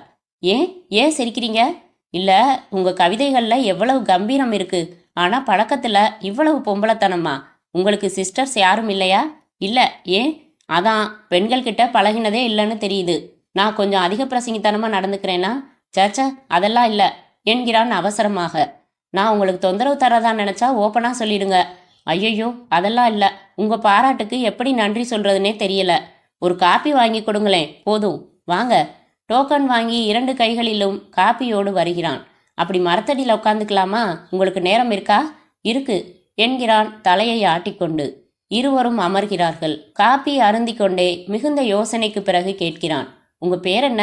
யப்பா, இப்பவாவது கேட்டீங்களே என்கிறாள். பெயரை சொல்கிறாள். ஒரு முறை உச்சரித்து பார்த்து கொள்கிறான் மனதுக்குள். உள்ளுக்குள் புதுவிதமாக உணர்கிறான். அத்தியாயம் 9.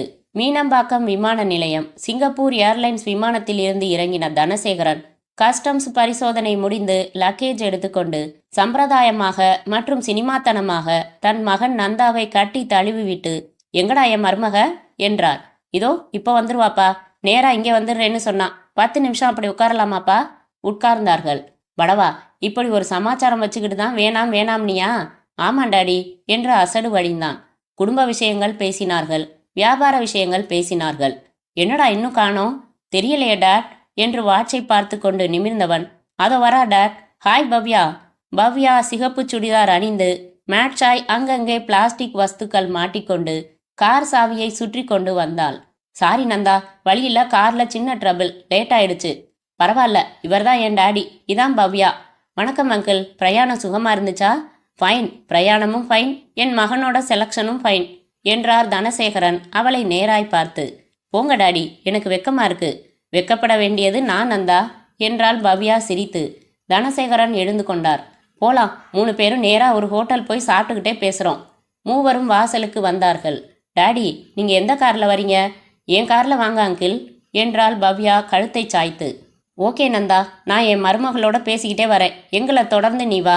நேரம் பவ்யா என்று பழிப்பு காட்டிவிட்டு தன் காருக்கு நடந்தான். 15 நிமிடங்கள் கழித்து 2 கார்களும் ஒரு பெரிய ஹோட்டல் முன் நின்றன. மூவரும் ரெஸ்டாரண்ட் வந்து மேஜை தேர்ந்தெடுத்து அமர்ந்தார்கள். நந்தா, பவ்யா பார்க்க மட்டும் இல்ல, பழகவும் ஃபைன் என்று கண்ணடித்த தனசேகரன், இவங்க அப்பா டெல்லி போயிருக்காராமே, சொல்லக்கூடாது நீ? எங்க சொல்ல விட்டீங்க? அதனால என்ன, பரவாயில்ல. மெட்ராஸ் வந்து 2 வருஷமாச்சு. பழைய ஃப்ரெண்ட்ஸை பார்க்கணும். ஸ்டூவர்ட் வர ஆர்டர் செய்தார்கள். நான் என்ன உன் விருப்பத்துக்கு தடை சொல்ல போறேனா? முதல்லே நீ சொல்லியிருக்கலாமே. நேற்று தானே யோசனை செஞ்சோம். என்னன்னு? கல்யாணம் பண்ணிக்கலாமான்னு. வெல் மை சன், நாளைக்கு என்ன தேதி? 7. என்ன மாதம் இது? டிசம்பர். எதுக்கு டாடி கேட்குறீங்க? முட்டாள், டிசம்பர் 7 ஒரு விசேஷமான நாள் இல்லையா? சாரி டாடி, மறந்துட்டேன், உங்கள் பிறந்த நாள். எஸ், 55வது பிறந்த நாள். மெட்ராஸில் நாளைக்கு என் பிறந்த நாளை நம்ம பங்களாவிலேயே கொண்டாட போகிறேன். வெரி நைஸ் டாடி, தூள் பண்ணிடுறேன். பவ்யா, உன்னை இப்போவே இன்வைட் பண்ணிடுறேன். You are coming. என் மாமனாருக்கு பிறந்த நாள் விழா, நான் கலந்துக்காமலா? சாப்பிட்டு முடித்ததும் பவ்யா விடை பெற்று கொண்டாள். புறப்படும் முன் நந்தா காதில் சொன்னாள், பயங்கரமாக நம்பிட்டார் நந்தா. மறுநாள் மாலை 6 மணி. நந்தாவின் பங்களா வாசலில் கார்களின் அணிவகுப்பு.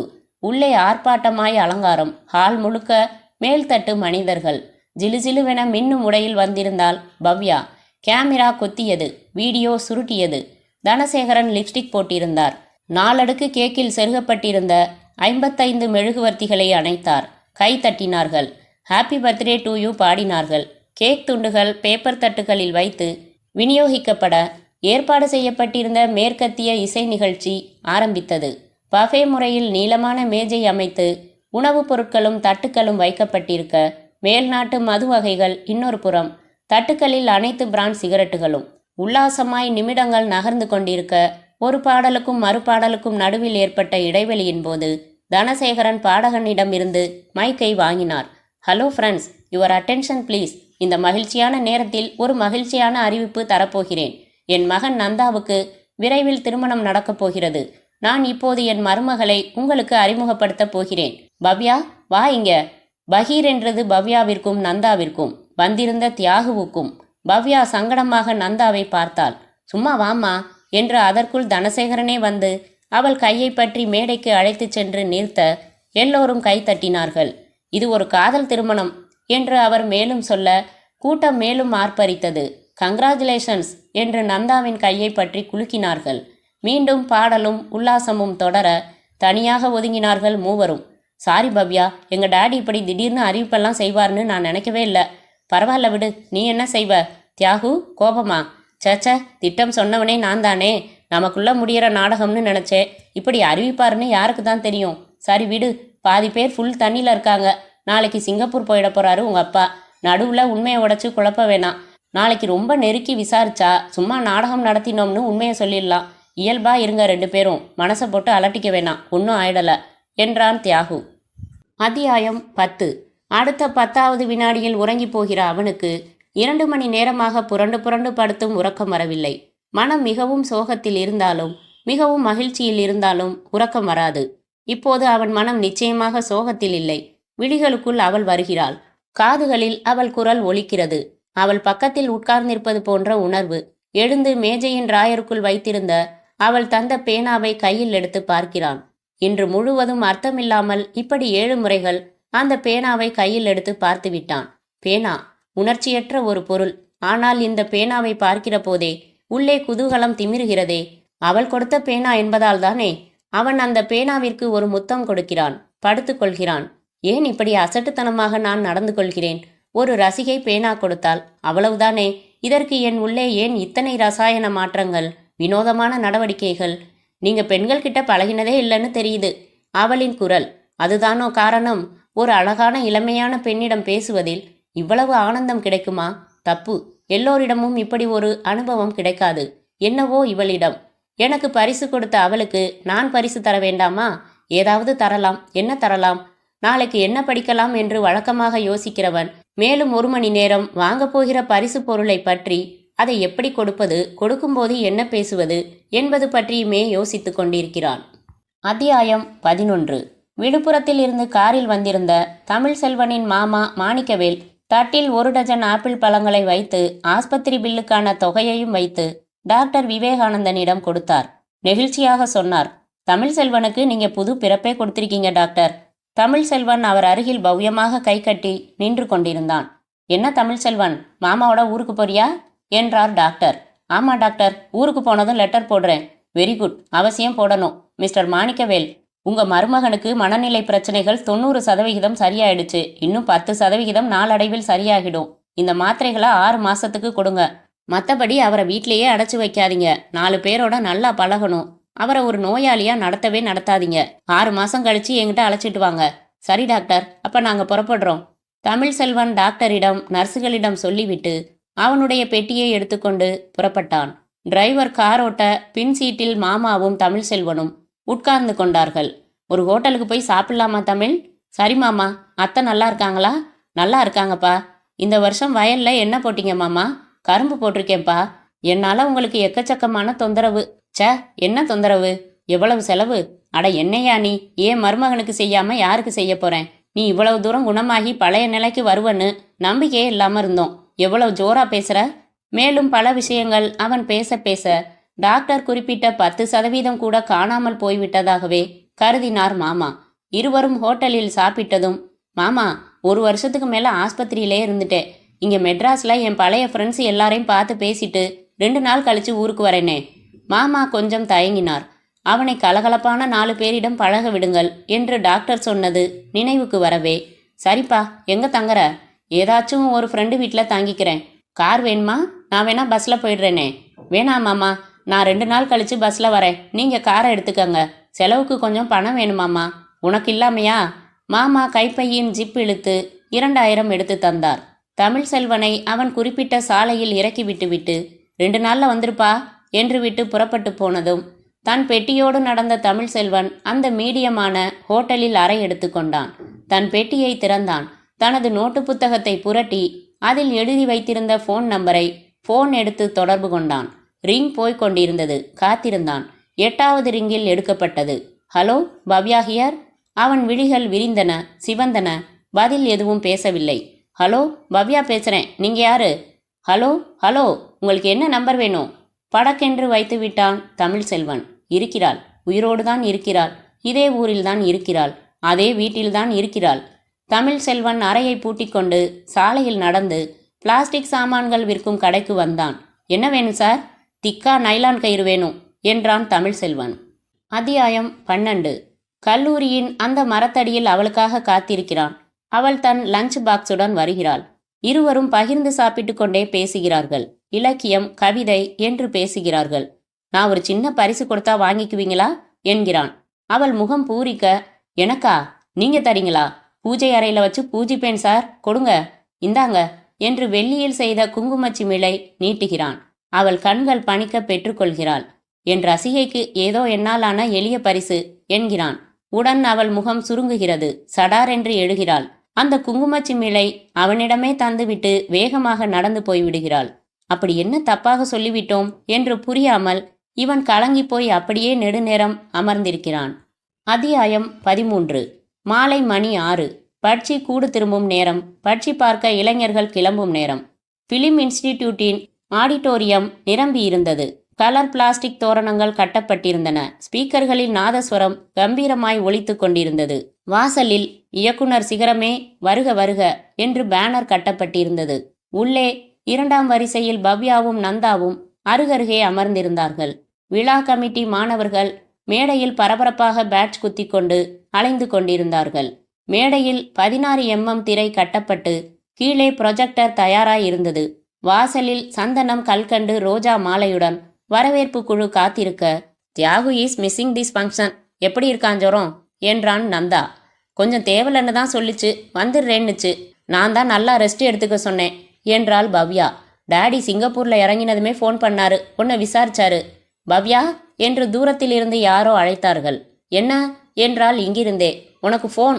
இரு நந்தா, பேசிட்டு வந்துடுறேன். பவ்யா அலுவலக அறைக்கு வந்து தனியாய் கிடத்தப்பட்டிருந்த ஃபோனை எடுத்துக்கொண்டு ஹலோ என்றாள்.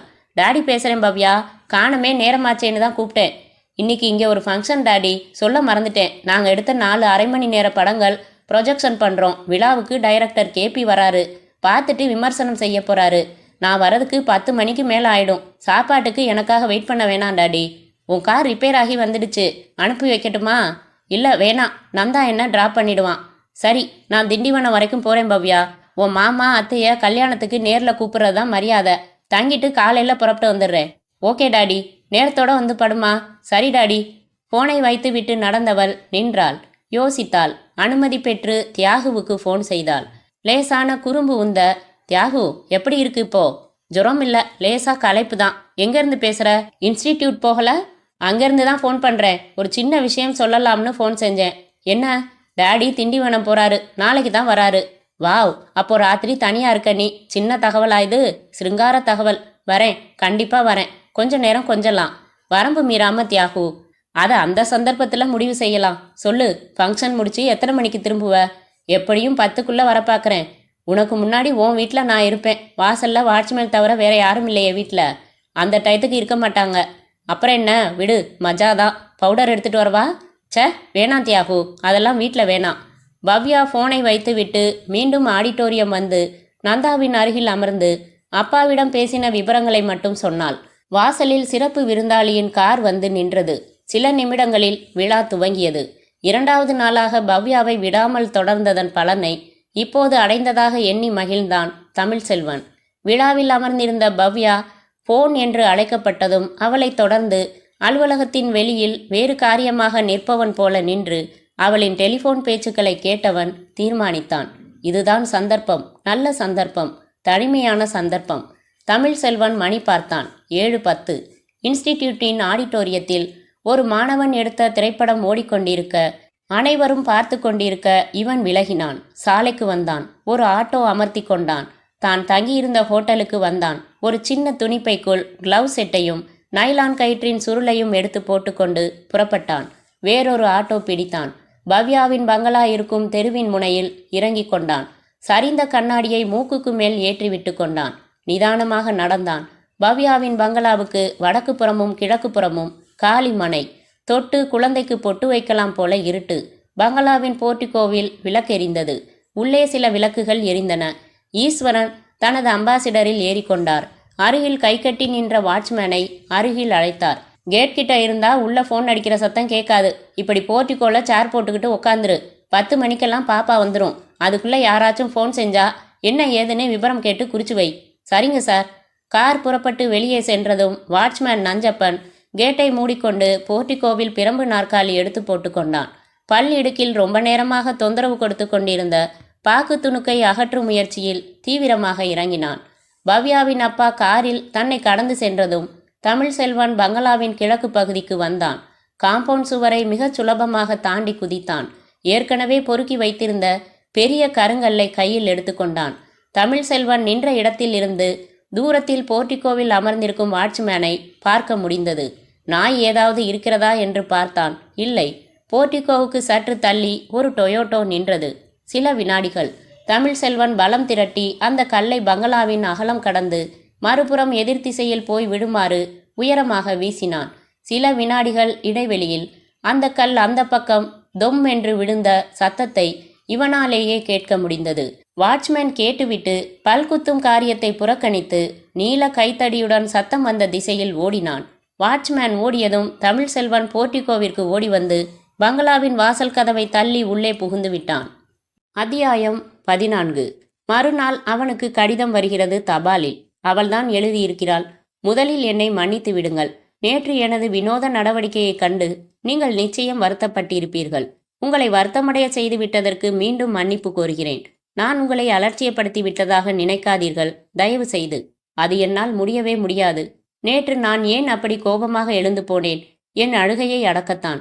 ஆம், தம் எதிர்பார்ப்பு நொறுங்கும்போது மனதின் விம்மல்களுக்கு ஒரே வடிகால் கண்ணீர்தானே.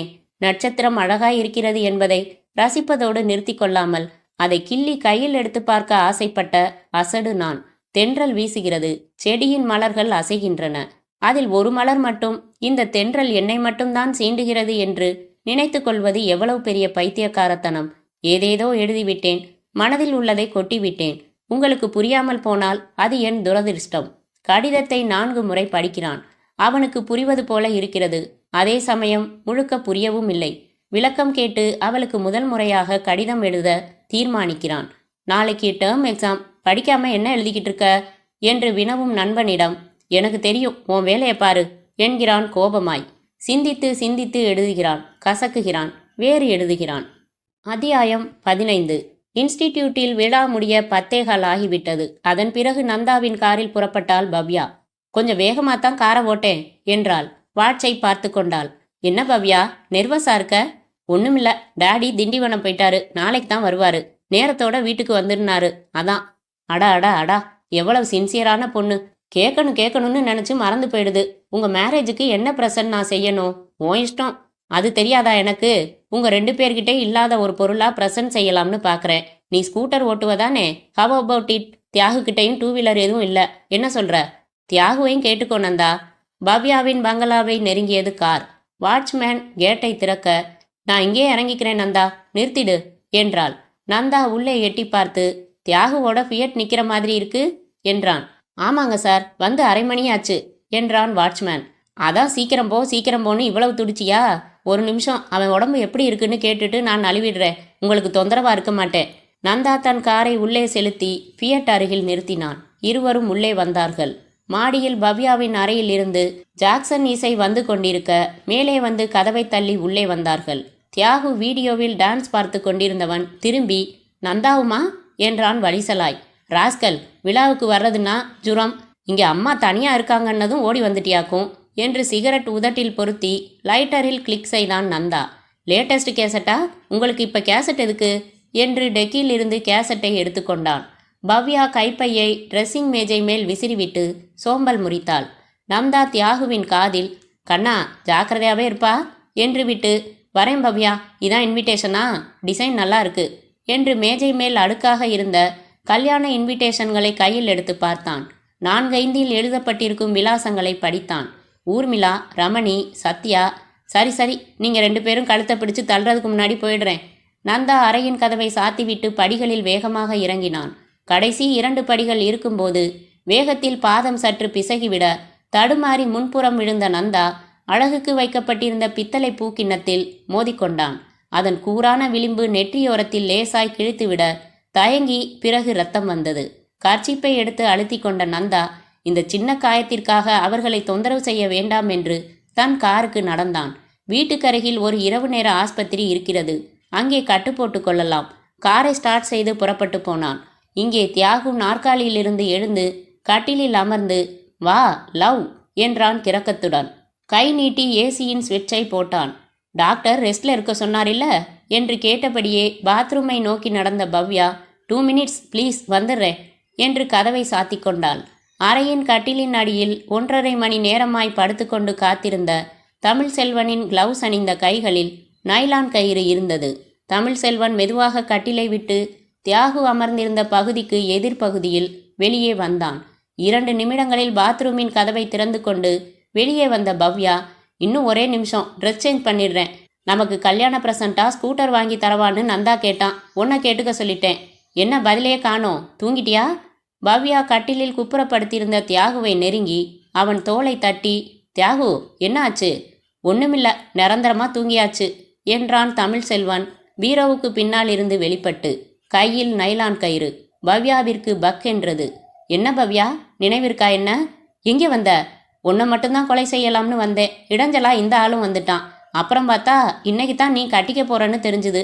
நரகத்தில் போய் கட்டிக்க, இப்போ நான் தர்ற இந்த கைத்தை கட்டிக்க. கண்களில் வெறியுடன் அவளை நோக்கி நெருங்கினான். நோ, என்னை விட்டுடு என்று அரை முழுக்க ஓடினாள், கத்தினாள். அவனை பிடித்து தள்ளினாள். கீழே தடுமாறி விழுந்தவனின் கண்ணாடி எகிரி விழுந்தது. எழுந்து அணிந்து கொண்ட தமிழ்செல்வன் மூர்க்கமானான். மூளையில் மடக்கினான். கயிற்றை அவள் எதிர்ப்புகளை மீறி கழுத்தில் சுற்றினான். அவள் விழிப்பிதுங்க கதற கதற, பிறகு கதற முடியாமல் பார்வையால் கெஞ்ச கெஞ்ச கயிற்றை இறுக்கினான். பவ்யா இறக்க எடுத்துக்கொண்ட வினாடிகள் 54. மறுநாள் காலை 6:30. வழக்கம் போல் பனியில் குளித்த பூக்களின் தலையை சூரியன் துடைத்தான். சோப்பாக மாறி இருட்டென்ற அழுக்கை கழுவ ஆரம்பித்தான். பவ்யாவின் பங்களாவில் ஹாலில் இருந்த டெலிஃபோன் ஒலித்தது. டியூட்டி மாற இருந்த வாட்ச்மேன் தான் வந்து எடுத்தான். ஹலோ, யாரு? நஞ்சப்பன் தானே? நான் திண்டிவனத்திலேருந்து பேசுகிறேன். சொல்லுங்க ஐயா. பவ்யா எந்திரிச்சாச்சா? இன்னும் இல்லைங்க, நான் காலையில் புறப்படுறதா இருந்தேன். இங்கே இன்னும் சில வேலைகள் இருக்குது, மத்தியானம் தான் புறப்படுவேன். பவ்யா கிட்ட சொல்லிடு. மாதவன் வந்தாச்சுன்னா நீ போகலாம். சரிங்க ஐயா. போனை வைத்துவிட்டு நஞ்சப்பன் மாடி ஏறினான். என்னதான் கல்யாணம் செய்து கொள்ளப் போகிறவர்கள் என்றாலும் ராத்திரி முழுக்க இங்கேயே தியாகு தம்பி தங்கிவிட்டது அவனுக்கும் அசூசையாய் இருந்தது. நமக்கென்ன பெரிய இடம், இங்கே எல்லா விதிகளும் தலைகீழ். நஞ்சப்பன் கதவை மெல்ல தட்ட அது திறந்து கொண்டது. உள்ளே அவன் பார்த்த காட்சியில் ஐயோ என்று உச்சத்தொண்டையில் அலறிவிட்டான். அத்தியாயம் 16. எழுதி முடித்துவிட்டு படித்து பார்க்கிறான் ஒருமுறை. அன்பான பெண்ணே, உன் கடிதம் கிடைத்தது. யோசித்து யோசித்து பார்க்கிறேன். இவ்வளவு தூரம் நீ உணர்ச்சி வசப்பட்டு எழுதும் அளவுக்கு, திடீரென்று எழுந்து போகும் அளவிற்கு நான் என்ன சொன்னேன்? என் ரசிகைக்கு ஏதோ என்னாலான எளிய பரிசு என்றுதானே சொன்னேன். ரசிகை என்கிற வார்த்தை உன்னை பாதித்து விட்டதா? சூரியன், தென்றல், மலர் என்று ஏதேதோ உபமானங்களுடன் நீ எழுதியிருப்பவை பாதி புரிகிறது, மீதி புரிய மறுக்கிறது.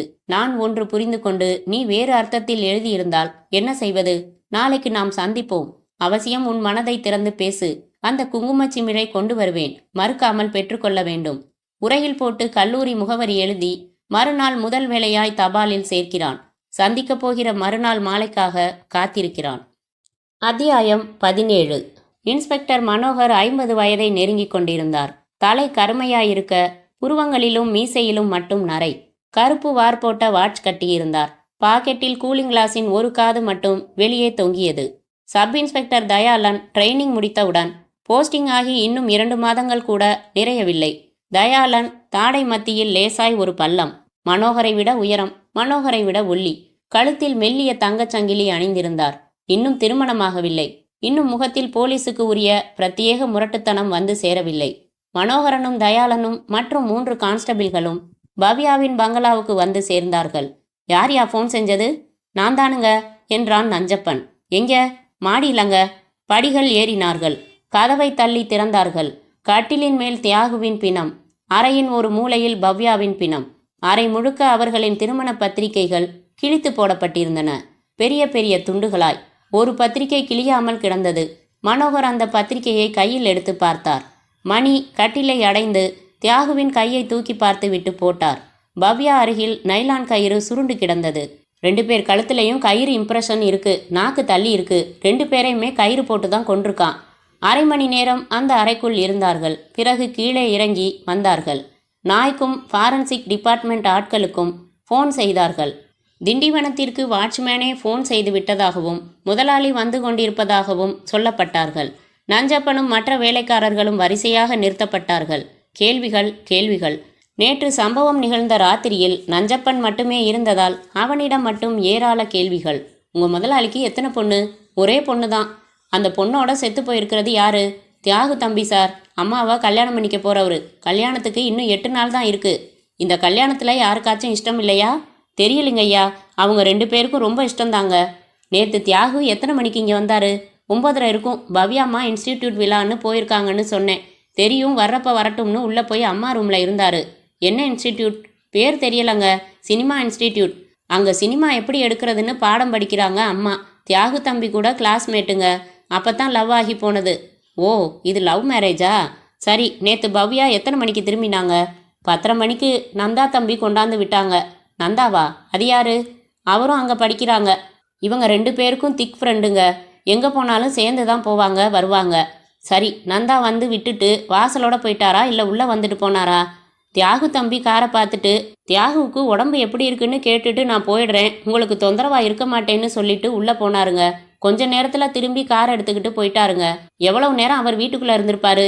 10 நிமிஷம் இருந்திருப்பாரு. அவர் போனதுக்கப்புறம் வீட்டுக்குள்ளே உனக்கு தெரியாமல் யாராவது வந்திருக்க வாய்ப்பு உண்டா? நிச்சயமா இல்லைங்க. ஐயா வேற ஊரில் இல்லைன்னு நான் ஒரு 10 நிமிஷம் கூட உட்காரலைங்க. பங்களாவை சுற்றி சுற்றி வந்தேங்க. மேலும் மேலும் கேட்டார்கள். எல்லோரையும் கேட்டார்கள். தயாளன் குறிப்பு நோட்டு எடுத்து சரசரவென்று எல்லா தகவல்களையும் குறிப்பெடுத்து கொண்டார். உங்களில் யாருக்கு நந்தா வீடு தெரியும்? எனக்கு என்றான் ஒரு வேலைக்காரன். எங்களோட வா, வழிகாட்டு. கான்ஸ்டபிள்களை நிறுத்திவிட்டு மனோகரும் தயாளனும் மட்டும் ஜீப்பில் புறப்பட்டார்கள். இதுவரைக்கும் விசாரித்த வரைக்கும் நந்தாவை சந்தேகப்பட வேண்டியதா இருக்கு இல்லைங்களா தயாளன்? நாம் வேலைக்காரங்களை மட்டும்தான் விசாரிச்சிருக்கோம். இன்னும் பவ்யாவோட அப்பா ஊர்ல இருந்து வரல. அவரை விசாரிக்கல. அவர் தான் நிறைய தகவல்கள் நமக்கு தர முடியும்னு தோணுது. மனோகர் தயாளனை ஒரு மாதிரியாக பார்த்தார். நேத்து வந்த பொடியண்ணி என்கிற மாதிரியான பார்வை. தயாளன் தன் ஆர்வ கோளாறில், சார் ஒன்று நிச்சயம், ரூம்ல இருந்த கல்யாண பத்திரிகைகள் எல்லாம் கிழிச்சு போட்டிருக்குங்கிறதுனால கொலைகாரனுக்கு இந்த கல்யாணம் பிடிக்கலன்னு தெரியுது என்றார். மனோகர் மீண்டும் அவரை ஒரு பார்வை பார்த்துவிட்டு, தயாளன், எனக்கு 20 வருஷ சர்வீஸ். உங்களுக்கு இன்னும் 2 மாதம் கூட முடியலை. நீங்கள் நம்ம ஸ்டேஷனில் கிரைம் பிரான்ச்சில் சேர்ந்தப்புறம் சந்திக்கிற முதல் கொலை இதுதான். அதனால நீங்க ட்ரெயின் ஆகணுங்கிறதுனால உங்களையும் வர சொன்னேன். காலேஜில் கொடுக்குற ட்ரைனிங் வேற, நடைமுறையில் கிடைக்கிற அனுபவங்கள் வேற. அதனால இந்த கேஸை பொறுத்த வரைக்கும் நான் எப்படி வியூ பண்ணுறேன், எப்படி ஹேண்டில் பண்ணுறேன், எப்படி விசாரணை பண்ணுறேன்னு கூர்மையாக கவனிங்க. உங்கள் யோசனை கேட்குறப்போ சொன்னால் போதும். சரி சார் என்றார் தயாளன் சற்றே ஏமாற்றமாய். நந்தாவின் பங்களாவின் வாசலில் காரை துணி போட்டு துடைத்து கொண்டிருந்தான் ஒருவன். நந்தா இருக்காரா? இருக்காருங்க, உள்ள போங்க. வீடு அடையாளம் காட்ட வந்தவனை வாசலில் விட்டுவிட்டு இவர்கள் இருவர் மட்டும் உள்ளே வந்தார்கள். ஹால், சோஃபாக்கள். ஒரு இளைஞன் தோளில் மாட்டின பையோடு அமர்ந்து பேப்பர் படித்து கொண்டிருந்தான். அமர்ந்தார்கள். நீங்க? நந்தா சாருக்காக காத்துக்கிட்டு இருக்கேன் என்றான் அவன். கையில் காப்பியுடன் மாடிப்படிகள் ஏறிக்கொண்டிருந்தவனை அழைத்தார் மனோகர். நந்தா இருந்தா சீக்கிரம் வர சொல்லுப்பா, பேசணும், போலீஸ்னு சொல்லு. சரிங்க. அவன் மேலே ஏறி மறைந்தான். திரும்ப வந்தான். குளிச்சிட்டு இருக்காருங்க, சொன்னேன் வரேன்னாரு என்றான். தயாளன் பங்களாவின் வனப்பை ஒவ்வொன்றாக கண்களால் அளந்து கொண்டிருக்க, நீங்க யாரு என்றார் மனோகர் அந்த இளைஞனை. ஃபோட்டோ ஸ்டூடியோவும் வீடியோ கவரேஜும் வச்சிருக்கேன். முரளி என் பேரு. என்ன விஷயமா வந்தீங்க? நந்தா சார் அப்பாவோட பிறந்தநாள் விழாவில் எடுத்த ஃபோட்டோக்களையும் வீடியோ கேசட்டையும் கொடுத்துட்டு போகலான்னு வந்தேன். எங்க ஃபோட்டோஸ் எடுங்க. அவன் எடுத்து கொடுத்த கவரில் 40 புகைப்படங்கள் இருந்தன. அவற்றை ஒவ்வொன்றாக எடுத்து பார்த்து கொண்டே வந்தார் மனோகர்.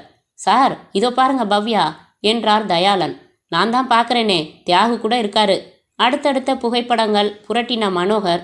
என்னது, தியாகு கொஞ்சம் விலகியே இருக்காரு, நந்தாவும் பவ்யாவும் கொஞ்சம் நெருக்கமாக நிற்கிறாங்க. கல்யாணம் பண்ணிக்க போகிறவங்க நெருக்கமாக நிற்கிறதுல என்ன தப்பு சார் என்றான் முரளி லேசான சிரிப்புடன். யாரும் கல்யாணம் பண்ணிக்க போகிறாங்க? நந்தா சாரும் இவங்களும் தான். இவங்க பேர் என்ன சொன்னீங்க? பவ்யாவா? எனக்கு பேர் மறந்துடுச்சு. அன்னைக்கு பர்த்டேயில் நந்தா சார் அப்பாவே இவங்களை மேடையில் ஏற்றி என் மகனோட வருங்கால மனைவின்னு அறிவிச்சாரே, இந்த ஃபோட்டோ அப்போ எடுத்தது தான். முரளி 2 ஃபோட்டோக்கள் நகர்த்தி பவ்யா மேடையில் நிற்கும் ஃபோட்டோவை காட்டினான். மனோகர் நெற்றியில் யோசனை சுருக்கங்களுடன் தயாளனை பார்த்தார். அப்படியா அறிவிச்சார்? Are you sure? நான் தான் அன்னைக்கு வீடியோ கவரேஜ் பண்ணேன். என் ஆளு தான் ஃபோட்டோ எடுத்தான். அவர் அறிவிச்சதை கூட வீடியோவில் கவர் செஞ்சிருக்கேனே. இந்த கேசட்டில் இருக்கு. என்ன சார் குழப்பம் உங்களுக்கு? அடிப்படையான குழப்பம்.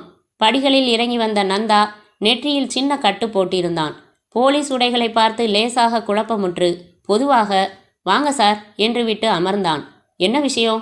சொல்கிறோம். நேற்று ராத்திரி 10:30 மணிக்கு என்ன செஞ்சீங்க? இது எதுக்கான விசாரணைன்னு சொல்லலாமா? முதல்ல பதில் சொல்லுங்க, அப்புறம் சொல்கிறோம். 10:30க்கு சற்று யோசித்து விட்டு, என் ஃப்ரெண்டு பவ்யாவை அவள் வீட்டில் ட்ராப் பண்ணிட்டு திரும்பினேன்னு நினைக்கிறேன். அப்போது பவ்யாவோட ரூமுக்கு போனீங்களா? எஸ் போனேன். அங்கே யார் இருந்தா? என் ஃப்ரெண்ட் தியாகு இருந்தான். சரி, என்ன நடந்துச்சு? என்ன நடந்துச்சுன்னா புரியலையே. ஒரு ஹலோ சொல்லிட்டு நான் புறப்பட்டு வந்துட்டேன். What is the problem?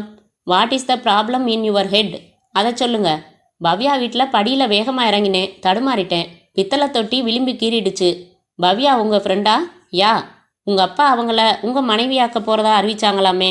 ஓ, அது ஒரு இன்ட்ரெஸ்டிங் ட்ராமா. அந்த ட்ராமா இந்த கேசட்டில் இருக்கான். அதை முதல்ல பார்த்துடலாமா? வெயிட் இன்ஸ்பெக்டர், என் பொறுமையை ரொம்ப பதம் பார்க்குறீங்க. முதல்ல இது எதுக்கான விசாரணை? நடந்த 2 கொலைகள் சம்பந்தப்பட்ட விசாரணை. என்ன கொலை? எங்கே நடந்துச்சு? அதுக்கு என்னையே விசாரிக்கிறீங்க? கொலையில் சம்மந்தப்பட்டவங்கள விசாரிச்சு தானே ஆகணும். ஃபிலிம் இன்ஸ்டிடியூட் மாணவராச்சே. நல்லா தான் பேசுகிறீங்க மிஸ்டர் நந்தா. எங்களுக்கு அதிகமான வேலைகள் வைக்காம குற்றங்களை ஒப்புக்கிறது பெட்டர். சொல்லுங்க, எதுக்காக பவ்யாவையும் தியாகுவையும் கொன்னீங்க? என்னது என்று எழுந்து விட்டான் பதறி. அத்தியாயம் 18. அவர்கள் வழக்கமாக சந்திக்கும் அதே மரத்தடி. அவன் காத்திருக்கிறான் தன் வகுப்புகள் முடிந்து.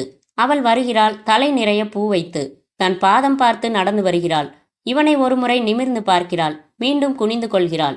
நாம் இங்கே பேச வேணாமே, கடல்கிட்ட போய் உட்காரலாமா? சாலையை கடந்தால் கடற்கரை. கடக்கிறார்கள், நடக்கிறார்கள். வெள்ளை மணல் வெளிகள். ஈரக்காற்று சுவாசித்து அமர்கிறார்கள். இருவருமே மௌனத்தை அடைக்காக்கிறார்கள். நான் குங்குமச்சிமில வாங்காம போனதுல கோபம் தானே? கோபம் இல்ல, அதிர்ச்சி. என் லெட்டர்ல என்ன புரியல? எதுக்காக அந்த உணர்ச்சி பெருக்கு? உங்க லெட்டர் எனக்கு ரொம்ப பிடிச்சது. நீ வான்னு ஒருமையில எழுதியிருந்த நெருக்கம் பிடிச்சது. ஐயோ, ஒருமையில எழுதிட்டேன், சாரிங்க. சி, இப்பத்தான் எனக்கு கோபம் வருது. உன்னை உரிமையோட கூப்பிடத்தான் எனக்கும் விருப்பம். அப்படியே கூப்பிடுங்க. சரி, உன் லெட்டருக்கு விளக்கம் சொல்லு. வெக்கமா இருக்கு, பயமாவும் இருக்கு. பின்ன நான் எப்படி புரிஞ்சுக்கிறது? வாய் பேசுறத விட மனசு சிறப்பா பேசும். அதை எழுத்து தான் இன்னும் எடுப்பா எடுத்து சொல்லும். இந்த லெட்டரை நீங்க இங்க பிரிக்க கூடாது, உங்க ரூம்ல தான் பிரிக்கணும். சரி, வாங்கி கொள்கிறான். வேறு பேசுகிறார்கள். எப்போது அவளை விட்டு பிரிந்து சென்று அந்த கடிதத்தை படிப்போம் என்கிற தவிப்பு அவனுக்குள் மேலோங்குகிறது. அத்தியாயம் 19. அதன் பிறகு மனோகர் மிக துரிதமாய் செயல்பட்டார். வீடியோ கேசட்டை போட்டு பார்த்தார். தனசேகரன் பவ்யாவை தன் மருமகளாக அறிவிக்கிற கட்டத்தை கவனித்தார். புகைப்படங்களையும் கேசட்டையும் கைப்பற்றி கொண்டு சந்தேகத்தின் பேரில் அழைத்துச் செல்வதாய் சொல்லி நந்தாவை அழைத்து வந்து ஸ்டேஷன் லாக்கப்பில் வைத்தார். அவன் கைரேகையை பெற்றுக்கொண்டார். அவன் விளக்கத்தை புறக்கணித்தார். பவ்யாவின் பங்களாவுக்கு விரைந்தார். போலீஸ் நாய் உபயோகமாக எதுவும் தெரிவிக்கவில்லை என்பதை அறிந்து கொண்டார். ஃபாரன்சிக் நடவடிக்கைகள் முடிந்ததும் ஆம்புலன்ஸ் வரவழைத்து ஜிஹெச்சுக்கு போஸ்ட்மார்ட்டத்திற்கு அனுப்பி வைத்தார். பவ்யாவின் அப்பா வந்து சேர சோகமயமாய் இருந்த அவரை கேள்விகளால் துளைத்தெடுத்தார். கொலை நிகழ்ந்த அறையை மீண்டும் கொஞ்ச நேரம் பார்வையிட்டுவிட்டு புறப்பட்டார். உடனடியாக நந்தாவை கைது செய்ய வாரண்ட் வாங்க ஏற்பாடுகளை கவனித்ததோடு தன் மேலதிகாரிகளுக்கு மிக பெருமையாக ஃபோன் செய்து சொன்னார். சார், சரியான ஆதாரங்களோட இந்த கொலைகளுக்கு மூல காரணமான நான் நினைக்கிற நந்தா என்கிறவனை கைது செய்ய ஏற்பாடு செஞ்சுட்டேன். ஈவினிங் உங்களை வந்து பார்க்குறேன் வைத்தார். அவர் நடவடிக்கைகளை எல்லாம் மௌனமாக கவனித்தார் தயாளன். லாக்கப் கதவை திறந்து கொண்டு உள்ளே வந்தார் மனோகர். என்னப்பா நந்தா தம்பி, யோசிச்சு வச்சியா? ஒத்துக்கிறியா? சார், கையெடுத்து கும்பிட்றேன், என்ன இதில் மாட்டி விட்டுடாதீங்க. பவ்யாவும் தியாகவும் கொலை செய்யப்பட்டாங்கங்கிற செய்தி தந்த அதிர்ச்சியையே என்னால் ஜீரணிக்க முடியல. நாங்கள் வெரி குட் ஃப்ரெண்ட்ஸ் என்றான் நந்தா. என்னடா திருப்பி திருப்பி அதையே புலம்புற? உங்க அப்பா மேடையில் அறிவிக்கிறாரு, அத்தனை பேர் சாட்சியா நின்று கை தட்டுறாங்க. எங்களை என்ன மாங்காமடையன்னு நினச்சியா? அதான் முழுக்க டிராமான்னு சொன்னேனே சார். எங்கள் அப்பா என்னை கல்யாணம் செஞ்சுக்க சொல்லி கொஞ்ச நாளாச்சும் தொந்தரவு பண்ணாமல் இருக்க இப்படி ஒரு நாடகத்தை தியாகு தான் யோசனையே சொன்னான். அப்பா பர்த்டேயில் திடீர்னு இப்படி அவசரப்பட்டு அறிவிச்சிட்டாரு. எங்களுக்கு தர்ம சங்கடமாக போச்சு. ஆனாலும் எதுவும் செய்ய முடியல. ஏன்பா, ரீல் சுற்றுறதுக்கும் ஒரு எல்லையே இல்லையா? தன் காதலியை இன்னொருத்தன் காதலியா நடிக்க விடுவானா? அவளும் ஒத்துக்குவாளாம். அதை நம்பி ஒரு பெரிய மனுஷன் பார்ட்டியில் அறிவிப்பானாம். இதுவரைக்கும் உன் மேலே என் கை படலை. பணக்கார விட்டு பிள்ளை, ஆப்பிளும் பாதாமும் தின்னு வளர்ந்த உடம்பு, புண்ணாக்கிக்காத, மரியாதையா ஒத்துக்க. என்ன சார், எவ்வளவு சொல்லி நம்ப மாட்டேங்கிறீங்க? நான் உயிருக்குயிராக பழகினவங்கள நான் எதுக்காக கொல்லணும்? ஓ ஐயா, மோட்டிவ் கேட்குறீங்களா? சொல்லட்டுமா? நாளைக்கு பப்ளிக் ப்ராசிக்யூட்டர் நீதிபதி கிட்ட எப்படி பேசுவாருங்கிறத அப்படியே சொல்லட்டுமா? மைலாட், குற்றம் சுமத்தப்பட்டிருக்கும் நந்தாவும் கொலை செய்யப்பட்டுள்ள தியாகு மற்றும் பவ்யாவும் ஒரே இன்ஸ்டிடியூட்டில் சினிமா படிக்கும் மாணவர்கள். மிகவும் நட்பாக மூவரும் பழகி வந்தார்கள். பவ்யாவை இருவருமே மனதார நேசித்தார்கள். பவ்யா இருவரிடமும் சரிசமமாக பழகி வந்தாலும் இருவரில் யாரை திருமணம் செய்வது என்பதில் ஒரு குழப்பத்துடன் இருந்தாள். நந்தாவின் அப்பா தன் பர்த்டே விழாவில் பவ்யாவை மருமகளாக அறிவித்ததும் தியாகுவுக்கு கோபம். பவ்யாவிடம் சண்டை போட்டிருக்கிறான். பவ்யா யோசித்து பார்த்ததில் ஏற்கனவே பெற்றோர்கள் சந்தித்து முடிவு செய்த தியாகுவையே மணக்க முடிவெடுத்து கல்யாண ஏற்பாடுகளிலும் இறங்குகிறாள். சம்பவம் நடந்த தினம் அன்று தனக்கு துரோகம் செய்துவிட்டு தியாகுவை மணக்கும் பவ்யா மேலும் தியாகு மேலும் ஆத்திரம் தலைக்கேறி நந்தா இருவரையும் நைலான் கயிறு மூலம் கழுத்தை இறுக்கி கொன்றார். அப்போது ஏற்பட்ட போராட்டத்தில் நெற்றியில் லேசான காயமுற்றார். கொலை நடந்த இடத்திற்கு நந்தா வந்ததற்கு வாட்ச்மேன் நஞ்சப்பன் சாட்சி கூறவிருக்கிறார். மேலும் பல சாட்சிகளும் தடயங்களும் போலீஸ் தரப்பில் சமர்ப்பிக்கப்பட்டிருக்கின்றன. எப்படி ஆர்குமெண்ட்? நந்தா கத்தினான். நோ, சந்தர்ப்ப சூழ்நிலைகள் எனக்கு எதிராக சதி செய்து. சத்தியமா நான் இந்த கொலையை செய்யல. எந்த கொலைகாரன் தான் உடனே ஒத்துக்கிட்டான். ரேகைகள் ஒப்பிட அனுப்பியிருக்கேன். மரண நேரம் தெரிஞ்சுக்கிறேன். அதுக்கப்புறம் தீர்க்கமாக முடிவானதும் வச்சுக்கிறேன் என் கச்சேரியை. மனோகர் லாக்கப்பை பூட்டி கொண்டு தன் மேஜைக்கு வந்தார். போனில் பேசி கொண்டிருந்த தயாளன் ரிசீவரை பொத்தி கொண்டு, சார், லாயர் பட்டாபிராமன் பேசுறாரு. சிங்கப்பூருக்கு தகவல் சொல்லி நந்தா அப்பா அங்கிருந்து இவரை கூப்பிட்டு கவனிக்க சொன்னாராம். அவரும் புறப்பட்டு வர்றாராம். நந்தாவா அரெஸ்ட் பண்ணியிருக்கீங்களா? என்ன சார்ஜ் என்ட்ரி போட்டாச்சான்னு கேட்குறாரு. இன்ஸ்பெக்டர் வெளியில் போயிருக்காரு, வந்ததும் ஃபோன் பண்ண சொல்கிறேன்னு சொல்லுங்க. அப்படியே சொல்லி வைத்தார் தயாளன். என்ட்ரி போட்டுடுங்க தயாளன், நான் கோர்ட்டுக்கு போயிட்டு ஜிஹெச் போயிட்டு வந்துடுறேன். அதுக்குள்ளே அந்த லாயர் நேரில் வந்தால் வெயிட் பண்ண சொல்லுங்க. சரி சார், ஒரு சந்தேகம். என்ன? இந்த நந்தாதான்னு முழு மூச்சா இறங்கிட்டீங்களே, வேற ஏதாச்சும் கோணம் இருக்கலாமான்னு யோசிக்கவே இல்லையே நாம. சும்மா இருடா பொடியா பார்வையை பார்த்தார் மனோகர். என் கணக்கு தப்பினதில்ல. நண்டு பிடியாதான் பிடிச்சிருக்கேன். வேற கோணம் எதுவும் கிடையாது. இல்லை, நான் எதுக்காக சொல்கிறேன்னா, உண்மையில் கொலை செஞ்சிருந்தா வீட்டில் உட்காந்துருப்பானா? தப்ப முயற்சி பண்ண மாட்டானா? கொலை செய்தி நாம் சொன்னதும் அவனோட அதிர்ச்சியான ரியாக்ஷனில் நடிப்பு இருக்கிறதா எனக்கு படலை. மிஸ்டர் தயாளன், நான் டீல் பண்ணிக்கிறேன். உங்களை கேட்டால் அப்போ பதில் சொன்னால் போதும். எனக்கு 20 வருஷ சர்வீஸுங்கிறத அடிக்கடி உங்களுக்கு நினைவுபடுத்த வேண்டியிருக்கு என்று கொஞ்சம் கடுமையாய் சொன்ன மனோகர் தொப்பி எடுத்து தலையில் வைத்து கொண்டு வெளியில் புறப்பட்டார். லாக்கப்பில் அமர்ந்து விட்டத்தை வெறித்து கொண்டு கண்களில் நீரை வழிய விட்டு கொண்டிருந்த நந்தாவை பார்த்தார் தயாளன்.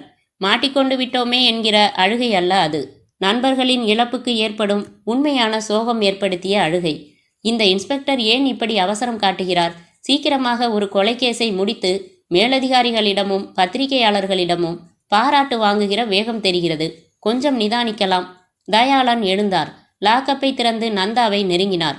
அவனை 30 கேள்விகள் கேட்டார். அவன் சொன்ன பதில்களில் முரண்பாடு இல்லை. அவை உண்மையென அவருக்குள் பட்டது. கொலை நடந்த அறையில் இருந்து லேபரேட்டரிக்கு அதிகமான பொருட்கள் அனுப்பப்படவில்லை. அந்த அறை பவ்யாவின் அறை. இன்னும் நுணுக்கமாக ஆராய இன்ஸ்பெக்டர் அவகாசம் எடுத்துக்கொள்ளவே இல்லை. நாம் சென்று பார்த்தால் என்ன என்று தோன்றியது. ஜுரம் வருவது போல இருந்ததால் இன்ஜெக்ஷன் போட்டுக்கொள்வதற்காக போயிருப்பதாக இன்ஸ்பெக்டர் வந்தால் சொல்லிவிடும்படி ஸ்டேஷனில் தகவல் சொல்லிவிட்டு மோட்டார் பைக்கை எடுத்துக்கொண்டு தயாளன் பவ்யாவின் பங்களாவிற்கு விரைந்தார். பவ்யாவின் பங்களாவை நோக்கி மோட்டார் பைக்கில் சென்று கொண்டிருந்த சப் இன்ஸ்பெக்டர் தயாளன் மனதில் இன்ஸ்பெக்டர் மனோகர் தப்பு செய்கிறார் என்று தீர்மானமாகவே பட்டது. 20 வருட சர்வீஸில் அடைந்திருக்க வேண்டிய பொறுமையும் நிதானமும் சுத்தமாக இல்லை. ஒரு ஆசாமி மாட்டினான், அவனையே மாட்டி வைத்து விடலாம் என்கிற வேகத்தில் செயல்படுகிறார். நந்தா சொன்னது போல அது ஏன் நாடகமாக இருக்கக்கூடாது? கொலை செய்ய தீர்மானித்திருந்தால் நளினமாக மாட்டிக்கொள்ளாத வகையில் செய்ய முயற்சித்திருக்க மாட்டானா? இப்படியா கொலை செய்துவிட்டு நேராய் வீட்டுக்கு சென்று மறுநாள் போலீஸ் வந்து கைது செய்யட்டும் என்று காத்திருப்பான்? கொலைகள் 2 வகைகள்தான். 1 திட்டமிட்ட கொலை, 2 உணர்ச்சியின் உந்துதலில் உடனே செயல்படும் திட்டமிடாத கொலை. இதில் நந்தா 2 வகையிலும் பொருந்தவே இல்லை. திட்டமிட்ட கொலை என்றால் வாட்ச்மேன் பார்த்து கொண்டிருக்கும் போது பவ்யாவின் அறைக்கு போக மாட்டான். கொலை செய்த கயிற்றை போட்டுவிட்டு வரவும் மாட்டான். திட்டமிடாமல் திடீரென்று ஏற்பட்ட கோபத்தில் கொலை செய்தான் என்றால் உடனே தப்பிக்கவே பார்ப்பான். நேர்மையானவன் எனில் சரணடைவான். இது எதிலும் பொருந்தாத நந்தாவை தவிர வேறு ஒரு கோணம் இருக்கிறது. அது என்ன? இன்ஸ்பெக்டர் இந்த கேஸில் ஈடுபட்டு கொண்டிருக்கும் போது நான் இப்படி ரகசியமாக ஆராய்வது அதிக பிரசங்கித்தனம்தான். ஆனால் என் மனம் இறங்கி பார்த்துவிட சொல்கிறதே. பவ்யாவின் பங்களாவின் வாசலில் பந்தல் போட்டு கொண்டிருந்தார்கள். தகவல் அறிந்த உறவினர்களும் நண்பர்களும் வந்து கூடியிருந்தனர். ஜிஹெச்சில் இருந்து பிரேதம் பெற்று வர நபர்கள் போயிருந்தார்கள். ஹாலின் ஒரு நாற்காலியில் தலையில் கை வைத்து கொண்டு சாய்ந்திருந்தார் ஈஸ்வரன். அவரிடம் சொல்லிவிட்டு பவ்யாவின் அறைக்கு வந்தார் தயாளன். எல்லா விளக்குகளையும் போட்டார். கபோர்ட்ஸ், டிராயர்கள் என்று எதையும் விடாமல் நுணுக்கமாக ஆராய்ந்தார். பவ்யாவுக்கு வந்த கடிதங்கள் 30க்கும் மேலே இருந்தன. அவற்றை எடுத்துக்கொண்டார். மேலும் அரை மணி நேரம் தேடியதில் தரையில் கட்டிலுக்கு அடியில் பார்வையில் படாத தூரத்தில் கிடந்த அது கண்ணில் பட்டது. எடுத்தார். அது பிரவுன் நிறத்தில் பிளாஸ்டிக்கில் நீளமான சின்ன திலக வடிவத்தில் இருந்த. அதை திருப்பி பார்த்ததுமே அது மூக்கு கண்ணாடியில் மூக்கின் 2 புறமும் பிடிப்புக்காக கம்பியில் பொருத்தப்படுகிற குதிரை என்பது தெரிந்தது. ஷெல் பிரேமில் பிரேமுடன் இணைந்திருக்கும். மற்ற மெட்டல் பிரேம்களில் தனியாக வளையும் கம்பிகளில் பொருத்தப்பட்டிருக்கும். தியாகுவும் சரி, நந்தாவும் சரி, ஏன் பவ்யாவின் அப்பா கண்ணாடி அணியாதவர். அப்படி இருக்க இது இங்கே கிடக்க என்ன காரணம்? நேற்று வந்த உண்மையான குற்றவாளி கண்ணாடி அணிந்திருக்கலாம். கொலை போராட்டத்தின் போது இது கழன்று விழுந்திருக்கலாம். மேலும் அறையை ஆராய்ந்துவிட்டு வெளியே வந்தார். சரி, இப்போது குற்றவாளி நந்தா இல்லை, வேறு ஒரு நபர் என்று வைத்து பார்க்கலாம். வீட்டில் எப்படி நுழைந்தான்? எப்போது நுழைந்தான்? ஈஸ்வரன் திண்டிவனம் புறப்பட்ட பிறகுதான் உள்ளே வந்திருக்க வேண்டும்.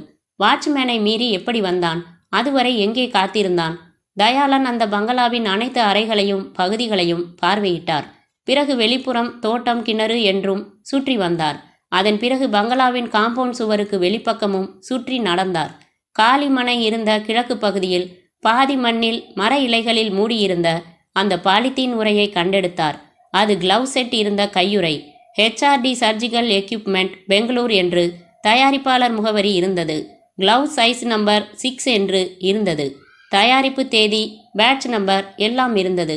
அந்த பாலித்தீன் கவரை கர்ச்சி போட்டு விரல் படாமல் மடக்கி கொண்டார். மேலும் ஒரு சுற்று வந்துவிட்டு புறப்பட்டார். நேராய் மவுண்ட் ரோட் பிடித்து அண்ணா சிலை வந்தார். அங்கே சர்ஜிக்கல் எக்யூப்மெண்ட்ஸ் விற்கிற 3-4 கடைகளில் விசாரித்து குறிப்பிட்ட இந்த கிளவுஸுக்கு சென்னை நகர விநியோகஸ்தர் யார் என்று தெரிந்து கொண்டார். அந்த நபர் பாரிஸில் கோவிந்தப்ப தெருவில் இருந்தான். வந்தார், விசாரித்தார். இந்த பேட்ச் நம்பர் வச்சு இதை யாருக்கு சப்ளை செஞ்சீங்கன்னு சொல்ல முடியுமா? எப்படி சார் முடியும்? இதே பேட்ச் நம்பரில் ஆயிரக்கணக்கான பாக்ஸ் எங்களுக்கு சப்ளை ஆகும். சிட்டி பூரா கிளினிக்ஸ், மெடிக்கல் ஷாப்ஸ்னு எவ்வளவோ பேருக்கு சப்ளை பண்ணுறோம். ரைட்டு, இதே 6ஆம் நம்பர் கிளவுஸ் செட் ஒன்று வேணும். பணம் கொடுத்து வாங்கி கொண்டார். நேராக ஸ்டேஷன் வந்தார். இன்ஸ்பெக்டர் மனோகர் இல்லை. எங்கே என்று விசாரித்தார். வந்துட்டு திரும்பி எங்கேயோ போயிருக்கார் சார். உங்களுக்கு ஜுரம் அதிகமாக இருந்தால் லீவ் போட்டுட்டு ரெஸ்ட் எடுக்க சொன்னார். இன்ஜெக்ஷன் போட்டுக்கிட்டேன், இப்போ தேவலாம். நந்தாவுக்கு சாப்பாடு வாங்கி கொடுத்தீங்களா?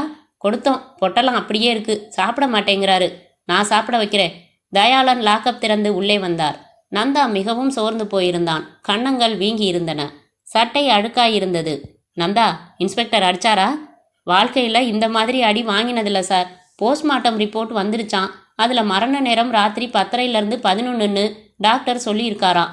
கிழிஞ்சு கிடந்த இன்விடேஷன்களில் இருந்த ரேகைகள் என் கைரேகையோட ஒத்து போகுதான். நான் தான் இன்விடேஷன் எடுத்து பார்த்தேன்னு ஒப்புக்கிறேனே. அப்போ என் ரேகை பதிஞ்சிருக்கலாமே. சார், நீங்களாச்சும் என்னை புரிஞ்சுக்கங்க சார். சத்தியமாக நான் கொலை செய்யலை. இன்ஸ்பெக்டர் கிட்ட எடுத்து சொல்லுங்க சார். சொல்கிறேன். இந்த கிளவுஸை உங்கள் கையில் போடுங்க, பார்க்கலாம். கொஞ்சம் தயங்கி விட்டு அவர் நீட்டிய புதிய கிளவுஸை போட முயற்சித்தான். அந்த சைஸ் அவன் கைக்கு சேரவில்லை. மேலும் முயற்சித்த போது அது விரல்களில் பாதி வரைதான் ஏறியது. சேரல சார். எதுக்காக போட சொன்னீங்க? உங்களை இந்த சிக்கல்ல இருந்து காப்பாற்றதான். கவலைப்படாதீங்க. நீங்கள் இந்த குற்றத்தை செய்யலன்னு நான் பரிபூர்ணமாக நம்புகிறேன்.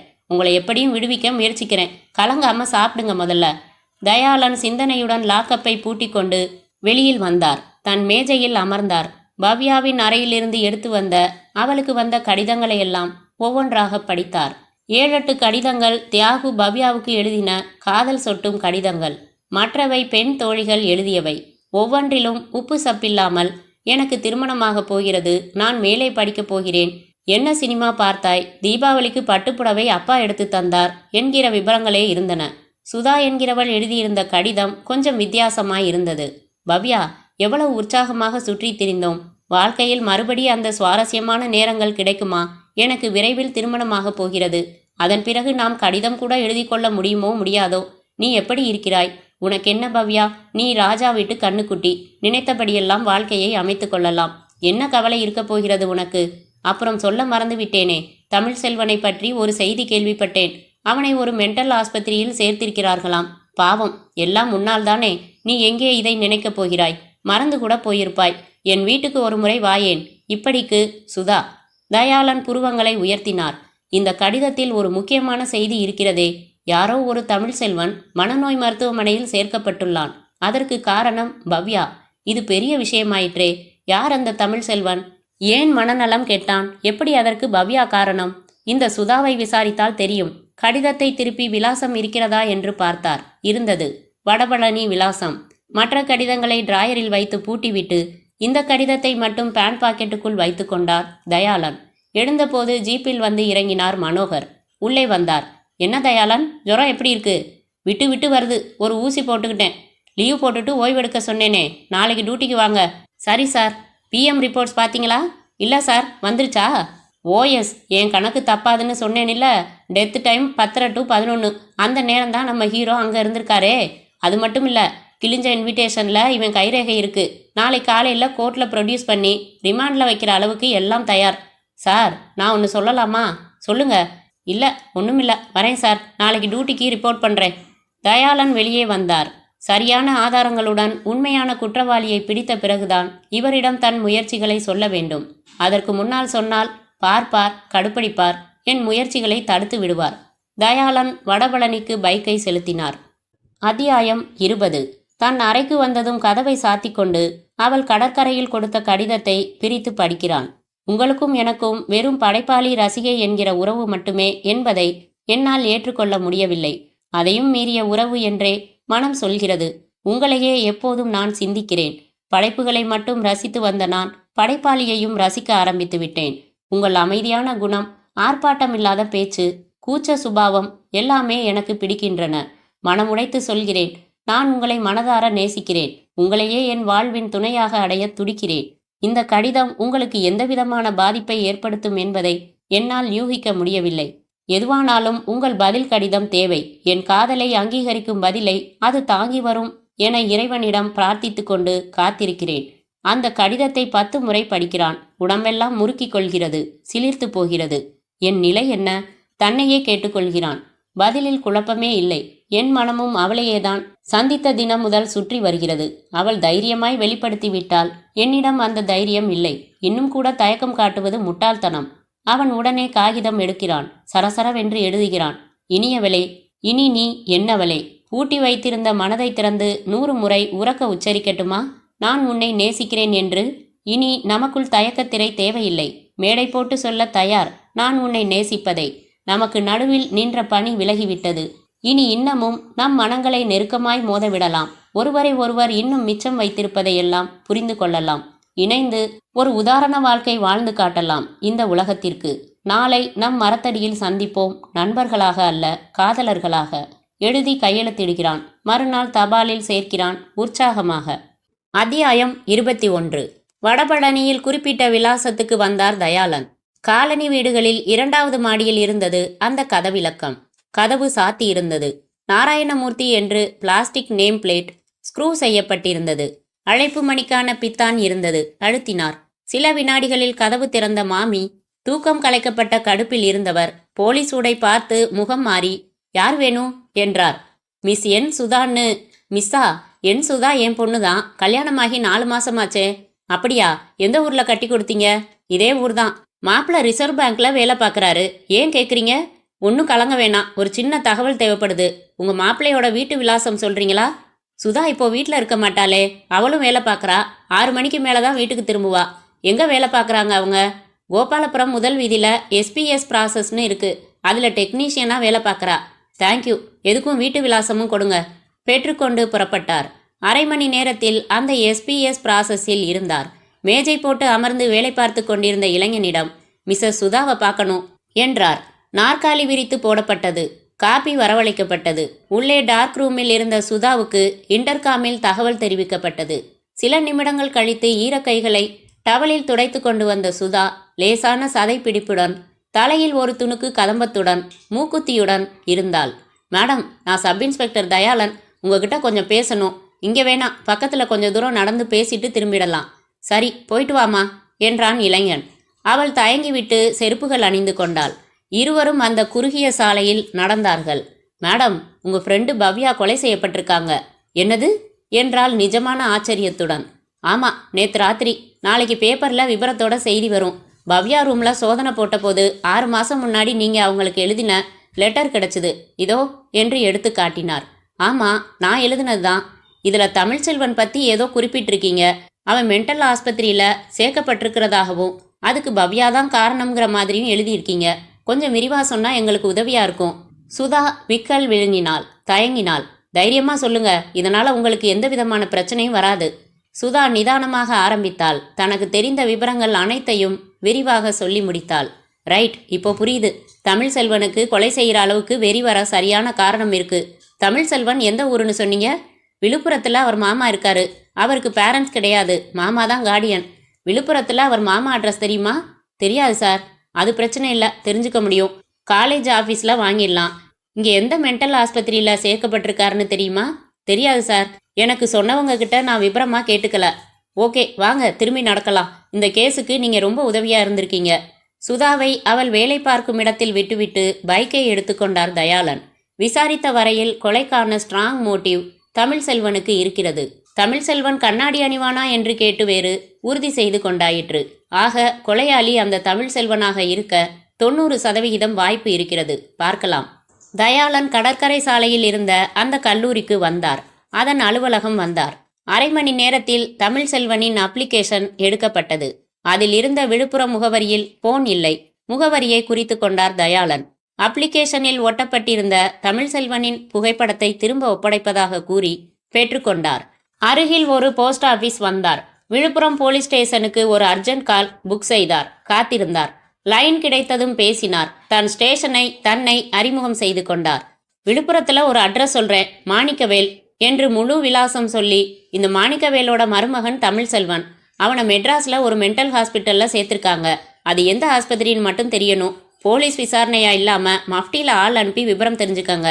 அரை மணி கழித்து நானே மறுபடி ஃபோன் செஞ்சு தகவல் தெரிஞ்சுக்கிறேன். வெளியே வந்தார்.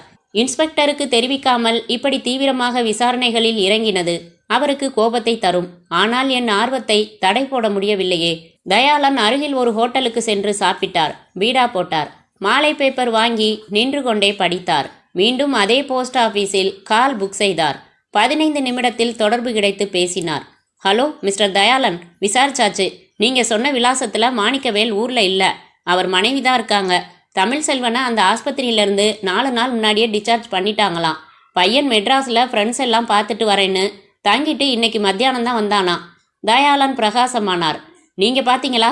தமிழ்செல்வன் இப்போ அங்கே தான் இருக்கானா? உள்ள கட்டில்ல ஒருத்தன் படுத்து தூங்கிட்டு இருந்தான். தகவல் சொன்னது எல்லாம் அந்த அம்மா தான். அவனாதான் இருக்கணும். அந்த வீட்டுக்கு மஃப்டி போலீஸ் பாதுகாப்பு போட்டுடுங்க. அந்த தமிழ் செல்வனை ஒரு கொலை கேஸில் சந்தேகப்படுறேன். அதனால் அவனை தப்பி போக விட்டுடாதீங்க.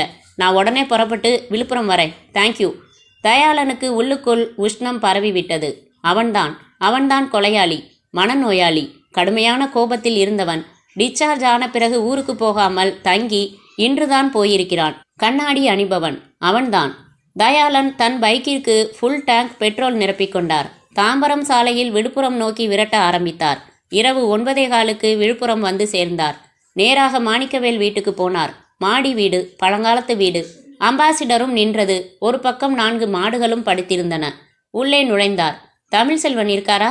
சினிமாவுக்கு போறேன்னு கிளம்பி போனா. நீங்க யாரு? இன்னைக்கு என்ன எல்லாரும் தமிழ் செல்வனை பத்தி விசாரிக்கிறீங்க என்று வந்தார் அந்த அம்மா. எந்த சினிமாவுக்கு போறதா சொன்னாரு? அது சொல்லலையே. தயாளனுக்கு குழப்பமாயிருந்தது. ஆசாமி எச்சரிக்கை அடைந்து விட்டானா? விழுப்புரம் போலீஸ் வந்து விசாரித்து போனதை இந்த அம்மா சொல்லி இருக்கலாம். உஷாராகி சினிமா போகிறேன் என்று சொல்லி தப்பி சென்று விட்டானா? இப்போது என்ன செய்யலாம்? தப்பாதவாறு கண்காணிக்க ஏற்பாடு செய்திருக்கிறேனே. ஸ்டேஷனை தொடர்பு கொள்ளலாமா? அங்கே எனக்கு செய்தி ஏதாவது இருக்கலாம். தயாளன் குழம்பிக் கொண்டே இருக்கும்போது வாசலில் விசில் சத்தம் கேட்டது. அதோ வந்துட்டானே, என்ன சமாச்சாரம்னு சொல்லுங்களே என்றாள் அம்மா. வரட்டும், அவரையும் வச்சுக்கிட்டு சொல்றேன். தமிழ் செல்வன் உற்சாகமாய் விசில் அடித்து கொண்டு வந்து திண்ணைக்கு வெளியே செருப்புகளை கழற்றி அங்கே வைக்கப்பட்டிருந்த வாளியில் தண்ணீர் எடுத்து கால்களில் ஊற்றிக்கொண்டு, அத்தை, பைக்கு யாருது? யார் வந்திருக்கா என்று கேட்டுக்கொண்டே உள்ளே நுழைந்தவன் அமர்ந்திருந்த தயாளனை பார்த்து அதிர்ந்தான். வாங்க தமிழ் செல்வன், உங்களுக்காகத்தான் மெட்ராஸ்லேருந்து வந்து காத்துக்கிட்டு இருக்கேன். உட்காருங்க. இல்லை வந்து பரவாயில்ல. எதுக்கு? குளறினான். அட சும்மா உட்காருங்க. எதிர் நாற்காலியின் முனையில் தயக்கத்தோடு அமர்ந்தான் தமிழ் செல்வன்.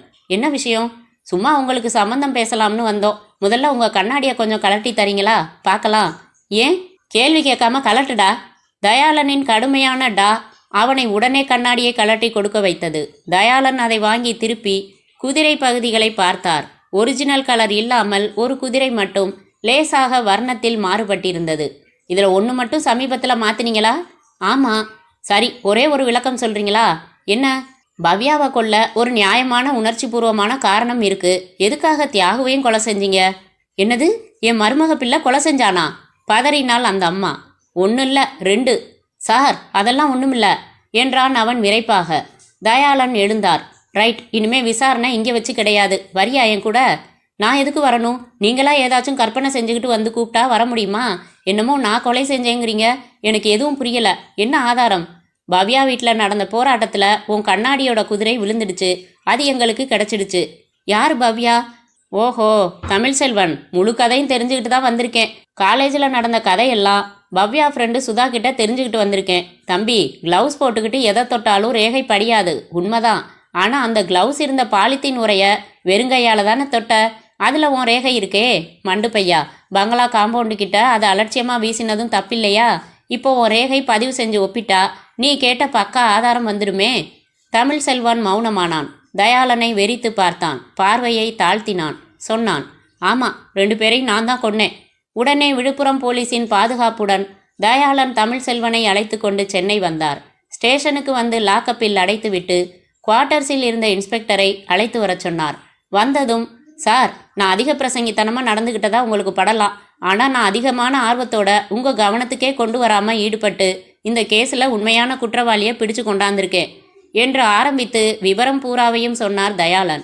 இன்ஸ்பெக்டர் மனோகர் அப்படியே அசந்து போய் நின்றவர் இவரை அணுகி தோளில் தட்டி, என் 20 வருஷ சர்வீஸில் இப்படி ஒரு துடிப்பான சப் இன்ஸ்பெக்டரை பார்த்ததே இல்லை, கங்க்ராச்சுலேஷன்ஸ் என்றார். விழுந்து குதிரப்போகிறார் என்று நினைத்த தயாளன் அவரின் பாராட்டை கேட்டு வியந்தார். எல்லாம் சரி, கொலைக்கான மோட்டிவ் என்ன சொன்னீங்க தயாளன் என்றார் மனோகர். இந்த நாவல்ல உள்கதைன்னு ஒன்று வருதே, அதில் நாயகன் நம்ம தமிழ் செல்வன் சார், நாயகி நம்ம பவ்யா தான் சார். காரணம் உள்கதையின் கடைசி அத்தியாயத்தில் இருக்கு சார் என்றார் தயாளன். அத்தியாயம் 22. மறுநாள் குறிப்பிட்ட மரத்தடியில் காத்திருக்கிறான் அவன். அவள் வருகிறாள். தனியாக அல்ல, 10-15 தோழிகளுடன். என்ன இது? அவள் மிகவும் மாடர்னாக ட்ரெஸ் செய்து கொண்டுள்ளாள். அருகில் வந்ததும் அவர்கள் அத்தனை பேரும் அவன் கடிதத்தை ஜெராக்ஸ் பிரதிகள் எடுத்து கையில் வைத்துக்கொண்டு, இனியவளே, இனி நீ என்னவளே என்று ஆரம்பித்து படிக்கிறார்கள். அவன் அவமானத்திலும் அதிர்ச்சியிலும் கூசி போய் நிற்கிறான். என்ன புலவரே, திகைப்பா இருக்கா? கவிதை மட்டுமில்ல, லவ் லெட்டரும் அட்டகாசமா எழுதுறீங்க என்கிறாள் கேலியாய் அவள். என்ன இதெல்லாம் என்கிறான் புரியாமல். கவிஞரே, எனக்கும் இவளுக்கும் ஒரு வாக்குவாதம். நான் நினைச்சா எந்த ஆம்பளையையும் மயக்கிடுவேன்னு சொன்னேன். உங்களை காமிச்சு அவரை உனக்கு லவ் லெட்டர் எழுதவை பார்க்கலாம்னு சொன்னான். 10,000 பந்தயம். உங்களுக்கு பிடிச்ச மாதிரி மாறினேன், உங்களுக்கு பிடிச்ச மாதிரி பேசினேன், எழுதினேன், பழகினேன், பந்தயத்திலையும் ஜெயிச்சேன். தேங்க்யூ. அப்படின்னா நம்ம காதல்? அட பாவி, காதலா? உன்னையா? என் ஸ்டேட்டஸ் தெரியுமா உனக்கு? விசாரிச்சு தெரிஞ்சுக்கோ. வாங்கடி, உங்க எல்லாருக்கும் இன்னைக்கு சோலா ஹோட்டல்ல ட்ரீட். எல்லோரும் போய்விட அவன் மட்டும் நிற்கிறான். ஓ என்று கத்துகிறான். செடி கொடிகளை பீத்து வீசுகிறான். வழியில் சென்ற லெக்சரரை நிறுத்தி அவர் சட்டையை பிடித்து, சொல்லு, அவ என்ன காதலிக்கலையா என்கிறான். தகவல் சொல்லப்பட்டதும் பிரின்சிபால் விழுப்புரம் மாமாவுக்கு உடனே வந்து அழைத்து போகச் சொல்லி தந்தி கொடுக்கிறார். முற்றும்.